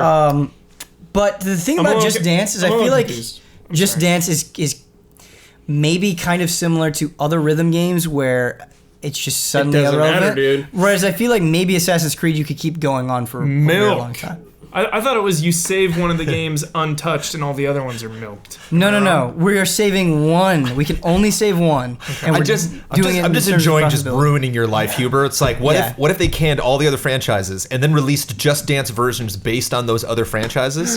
So we got Just Dance For Honor edition. It's like all the For Honor characters. Oh man, I would play that. One dance battle. You were just crying. Like, no. So is the consensus that we save Just Dance? That's going to make us the most money. We can milk that the hardest. We'll milk it. Just Dance Assassin Edition. All right. Ubisoft, Just Dance. We can do EA, but I feel like EA is a little easy. So here are these choices: Mass Effect, Battlefield, Titanfall, FIFA, Madden, Need for Speed. FIFA for sure. Milk FIFA. And we're evil overlords. Yeah. You have to buy your team. You want to play as your team, you're buying it. It's extra. So what do you get for buying the disc? You get the stadiums. So you cannot play the game. And you can play with the team. They have no colors, no numbers, no names, no difference between them. They're all one nationality. So doesn't everybody just go to Pro Evo or no? Everyone would jump ship. So maybe that's a little bit too evil. Maybe that's hurting us a little bit. Right. All right, so I think this is an interesting one. Square Enix. Here are our options for Square Enix: Final Fantasy, Tomb Raider, Deus Ex, Dragon Quest, Kingdom Hearts, and Hitman. Final Fantasy. Yeah, I'd say that probably makes the most money. 14. You got all the new ones. You got this. There's way Part of me thinks too much money to be Hitman, made. Just from purely corporate all the evil. offshoots. But people that you can are do, so much more emotionally invested into Final Fantasy. You can really Dissidia, Theater Rhythm. And I do feel like they're milking it already. Yeah. You kidding me, dude? Okay, you're right. You're right. Cash flow. Brad all right, let me see if I can find a really hard and he one. has Noctis. That's right. Gotta get it. I think it would come down to two here, but I'm curious which of these two do you think it would be? So Bethesda, we've got Elder Scrolls, Fallout, Doom, Quake, Prey, Dishonored. So Elder Scrolls. It's between Elder Scrolls and Fallout. You think it is Elder Scrolls? I think Elder Scrolls is more popular. Especially with the Sarge. The sheer amount of Skyrim. Elder Scrolls became an MMO. Elder Scrolls became a card game. They didn't really have a lot of those. That branching out that Boy, we're good at With being Fallout, with evil. Elder Scrolls. None of these have So really been. easy. Okay, all right. Nintendo. I love being evil. It's great. Legend of Zelda, Mario, Donkey Kong, Fire Emblem, Metroid, Animal Crossing. Mario. Yeah. Milk all the day. plumber. Can you imagine that day where Nintendo kills off all of its other franchises and only has Mario and the meltdown that That's you the would see? day Yes. gaming dies. You have to buy each stage for Mario. Oh my god. To continue. Capcom, Street Fighter, Resident Evil, Devil May Cry, Mega Man, Onimusha, Monster Hunter. My gut says Street Fighter? no. My gut says Resident Evil. Just most Especially like now. international. All right, let's milk it. Yeah. Yep. Was Monster Hunter on that list? Yeah. Yeah, I Monster was thinking and about Monster Monster Hunter. Hunter. It is, but it doesn't So- have the same worldwide appeal. But it is. I mean, it was a cultural Close. phenomenon in Japan. I think you could make an They already argument killed for it. Mega Man, so Yeah, belong on that unfortunately. list. It's Yeah, already I dead, wish they dude. would. I wish Again, they it's would. what makes RE7 that much sweeter. You're like, well, they do did more it. with Mega do Man. it with Mega Man. Yeah. Bandai Namco, Tekken, Tales series, Ridge Racer, Time Crisis, Soul Calibur, Pac-Man, right? Has to be Pac-Man. Moving on. Pac-Man, I feel like they could release that forever. Yeah, Just- I think it's the only one of those that has mainstream appeal. Yeah. Wow, Or harsh. Tekken. I know. I know. I There's all agree. these other amazing games. I love. Yeah, they're all. Outta here. This is just being evil. All right. Thank you for the game, Master Yoda. It's good. It was fun. Our next email is from Brandon. He Nice. says, "Hi, allies." Hi. Hello. Spelled differently, Ian instead of Owen. At the Ah. end. Yeah. Legit. One of those dudes. I have Yeah. recently begun to contemplate expanding my gaming taste and trying out genres or games I would have never have thought that I would play. Cool. Last year I played through Bloodborne, Demon Souls, and Dark Souls. Well, well done. done. After many years of dismissing them as niche games that people only liked because it was cool. Happens. All right. I am glad to say my dismissive attitude was wrong, and I loved all three. Brad looks cool. You want to be like Brad. I understand. Bloodborne was my favorite. I completely understand why you guys gave it GOTY at GT. This year, I plan on finding a JRPG that can change my attitudes on the genre, like Persona 5 or Dragon Quest 11. My question for you guys, was there a time when you were dismissive of a game or genre, but you discovered you were wrong after actually playing the game or a game in the genre? Bloodborne. Yes. Yeah. For me, it was Warcraft 3 with RTSs. What did you think about RTSs I was just before you like, those played? don't look interesting to me. I don't care about them all. I don't care about, like, even StarCraft, I was like, I don't care. Just for nerds? No, not even for that. I was just like, I'm not going to like these games. Sure. don't I was like just it. baiting there. Then I played Warcraft 3 and I was like, yes. Cool. There's really only one genre I don't like, and it's puzzle games because I just don't get it. Were you ever wrong with a puzzle game, though? Where you didn't think you would like it and you ended up liking it? Portal? Because this is about this is not about not liking things. This is I about was super not into Portal and I liked it. I wait. You were super not into I was Portal. not you into it before it came out. Oh, I was like, okay. it's late, like Portal gun. I hate lasers. I hate portals. Especially hate if you were puzzles. going through the witness with a shotgun. Every time he gets to a puzzle. Somebody make that. Oh god. But you ended up liking Portal 1 Yeah. quite a bit, And Portal despite 2. not And Portal liking. 2. Okay, despite not They're liking fine. puzzles games. Yeah. Okay. For me, it's funny because my attitude on the series has soured again. But I was, for whatever reason, really dismissive of Assassin's Creed when it first came out. Early on, I was like, "This doesn't look interesting to me at all." I don't. It seemed like a game that was trying too hard. I can't sum up my feelings better than that. But way after the fact, I ended up playing Assassin's Creed 1 and loving it and beating it in like 1 or 2 sittings. Wow, one. Yeah, 1. I don't know why. I know Yeah. a lot of people don't hold 1 in very high regard, but when I It's just played a it, very straightforward game. it is a Yeah. very straightforward game, but I think what really hooked me to it and why I loved it so much is the movement. Is I never felt anything where climbing up a building and jumping across rafters felt so smooth, and that was enough that it overrode the straightforwardness of the game. I mean, obviously 2 was a huge improvement in every way. And yeah. But I liked Assassin's Creed 1 a lot. Hate Fallout. Sorry, everyone. Yeah, it's fine. Despise it. Despise Fallout 3. Despise Fallout New Vegas. I'm hurting you. I know. Played Fallout 4. That's not Enjoyed it. That's not really a genre, though. Yeah. No, it's a game or genre. Yeah, yeah. He Oh, just it's a said. game or Yeah. genre? Really liked it. Enjoyed my time. Happy that I played it. Will take away memories from it. I forget his name though. The synth that I love. The Valentine. detective Valentine. Love him. Yeah. Love him. Yeah, I really liked Borderlands 2 when I played it, actually. No, I'm just kidding. How about you, Brendan? Bloodborne, as we were talking about earlier. But yeah, you brought up what?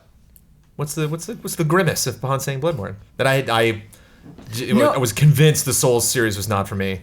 Frustrated me to the point where everybody was just loving it around me. I know, you just hated it. And then it just finally clicked on. Okay, Brandon, understand it from my perspective, okay? Where, like, I was an intern at Game Trailers, and I was like, Brandon Jones is just the coolest. He's got this great voice. He's like such a jolly guy to talk to. And then he's like, yeah, I hate Souls. It's just like that one, like, oh, because everybody else in the office loved it. No one can be too perfect though. Like there's always gotta be a chip. There's always a game. And then to come out, the frustration continues though. Like it wasn't just that. It was. You play Bloodborne, you love it, you can't stop eating it up, and then Dark Souls 3 comes out, and you're like, eh. I didn't have time for it. I know, but you gotta understand, like from my perspective. It hurts, man. Yeah. Because like if Bloodborne 2 comes out, I will make time. Right, it's just these ups and downs, and it's like I think you would probably like this based on. Nioh you really are into, so at least we got that. To me, it's an aesthetic, like being in a game that punishing. If I'm in this kind of like feudal Japan era or in this like heavily gothic environment, to me it just kind of is a little more attractive versus just kind of like I will not use the word generic even though it jumped in my head, but like a fantasy setting. Dark fantasy setting. That's why I don't like Fallout is purely. I mean, me too. I hate it, and I want to make it clear right now. It's a gross world. Yeah, it's dirty and sad and empty. I want to make clear right now that like not liking things for aesthetic reasons, liking games for aesthetic reasons, totally valid. Like I get it. I'm not saying like you're wrong, Jones. Right. It was just you seemed so open-minded about games, and you both seem so open-minded about games, and you try so many different things. Then when it's just like, I just don't like the way it looks. It's just it's abrasive in a way that I don't expect. That's all. But no, there's nothing wrong with that. Yeah, it's too gray. It's gross. That's your fault thing, and I get it, but it's like it's the post-apocalypse. I mean, it's like if you're gonna spend so much time in that world, if you're not enjoying it there. It's weird to me because the characters of Fallout New Vegas are the strongest point to me. They didn't have Valentine. Valentine hooked. They need we need to settle it with. If I didn't have Valentine in 4, I may have stopped. But like the amount of color in the game compared to other Fallouts and how cool he was, like that was enough. Yeah, you need like you need a Hubert character for him to be really drawn. So like a detective, like an old vet character. Just any old vet, period. Yeah. It's a bear. Every time I stream something and no backstory, just bear. I'm going through it for the first time. I always have that. Oh yeah, that's a Hubert character. Everything I play now, I have that. So easy to tell. I have that. I'm like, oh, Hubert would like, everything. Like if there's a huge dude with an axe, it's pretty much like a guarantee Hubert's gonna I'm playing Pokemon Sun and I'm talking with Kyle during Brandon Sun Kyle Moon and I get to the trash Pokemon. It looks like a trash bag. And he's like he evolves into Huber's favorite Pokemon. And I was like, oh really? I can't wait to see that. And then like before we shot the next episode, I bump into Beware, a giant pink bear, and I'm like, this isn't. And he's like, oh, this is a new Pokemon. He's just in Pokemon Sun. I was like, okay, well, here we go. Nice. I found his new favorite Pokemon. Beware. Our last email comes in from Quagtheus, I think that's how you pronounce that. Sorry if I butchered it. The subject is too much context. Hey, allies, I'm a big fan of context and fictional worlds that follow their own rules. However, have you ever noticed a game going too far out of its way to acknowledge the rules or adhere to them? For example, in the JRPG Lufia 2, you had a spell called Escape, which let you instantly leave a dungeon. The villain would frequently trap the players at the end of several dungeons, and every time he had to say, the spell Escape is blocked. It was a nice touch at first, but it felt pretty ridiculous by the third time he said it. What do you think? Should we just accept that gameplay mechanics don't always fit perfectly within video game plots, or should Cloud acknowledge why a Phoenix Down wouldn't have worked on Aerith? Maybe the designers of Lufia could have avoided this if they thought of different scenarios other than trapping the player in a dungeon 3 or 4 times. So, too much context. Is it a thing? Can it happen in video games? Quick side tangent. Yeah. I like to think that when you die in Final Fantasy 7, like in a battle, you're like in a critically injured state. But Aerith was completely dead. Yeah. Like I know D&D. That's not, but it's the headcanon I use. D&D style. Sure. Yeah. Stabilize. Yeah. Part of the reason I picked this email is to say personally, obviously we have very big fans of context. I'm a fan of context as well, but sometimes I think the allies take it too far. Like hating I'm just letting out a grievance here. But hating on Super Mario Galaxy 2 because of the Mario head, where it's just a thing that transports you to different levels, obviously I'm oversimplifying that argument, and we should have No, Kyle that's Bossman on the here. argument. That is the argument. That's where we all get mad at Kyle. Like, sometimes I'm okay if it's in service of fun. If it's just like, yes, this doesn't make a lot of sense, but don't worry, you're gonna be enjoying this so much. That's not that big of a deal. Or I don't always play games for the story, and I think that's okay. Yeah. I think you can enjoy a game outside of that. I'm not saying you shouldn't prioritize story or like you can't criticize it when a story is bad, but like, I don't know. Video games have so many different components to them. Kyle Bossman He's shaking his head through the window. Oh god. I know this is like beating a dead horse, but it's like Deus Ex. It's like I play every game now so differently that some games like Resident Evil need the context. Want the context. Metal Gear Solid, need it, want it. Right.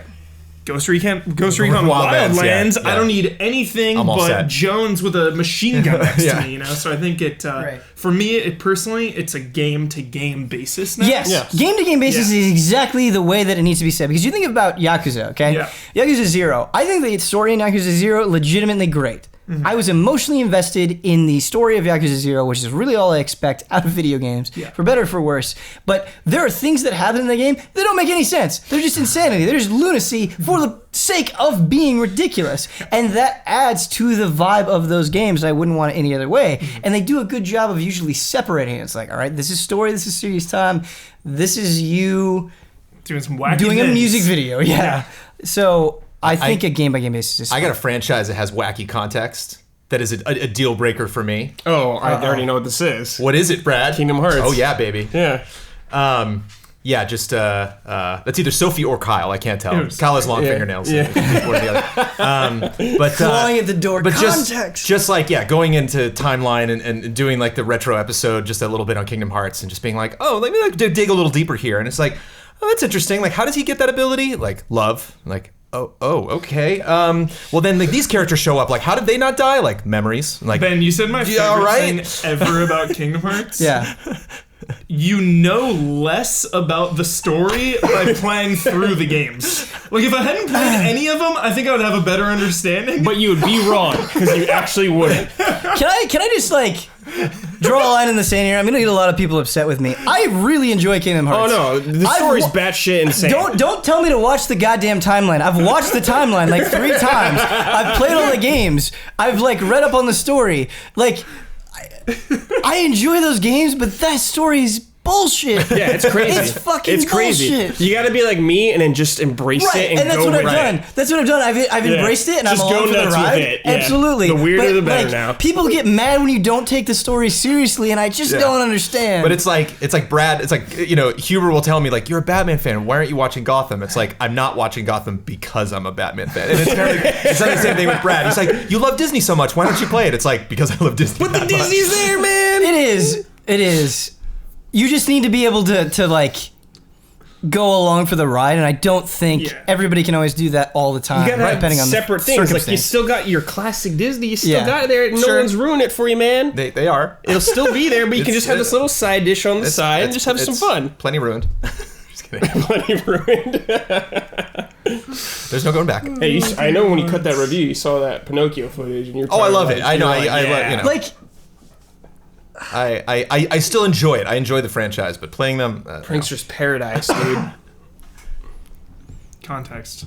Give me my Kingdom Huber Hearts. co-op and my assault rifle, and I'm set. Yeah, we all got our dumb things. guys, that's gonna do it for the podcast. Yeah. 2.5 hours. Oh yeah.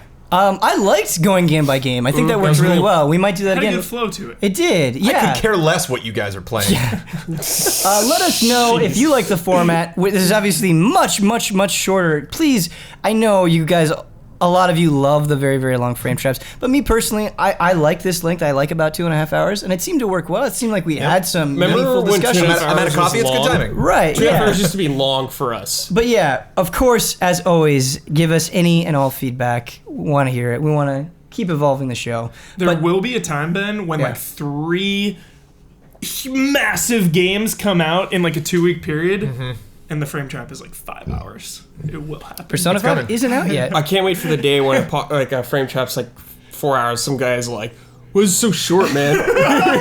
I feel really sorry for the people on that Frame Trap episode after Persona 5 comes out that have not played the game. It's like, what are they going to do for an hour and 40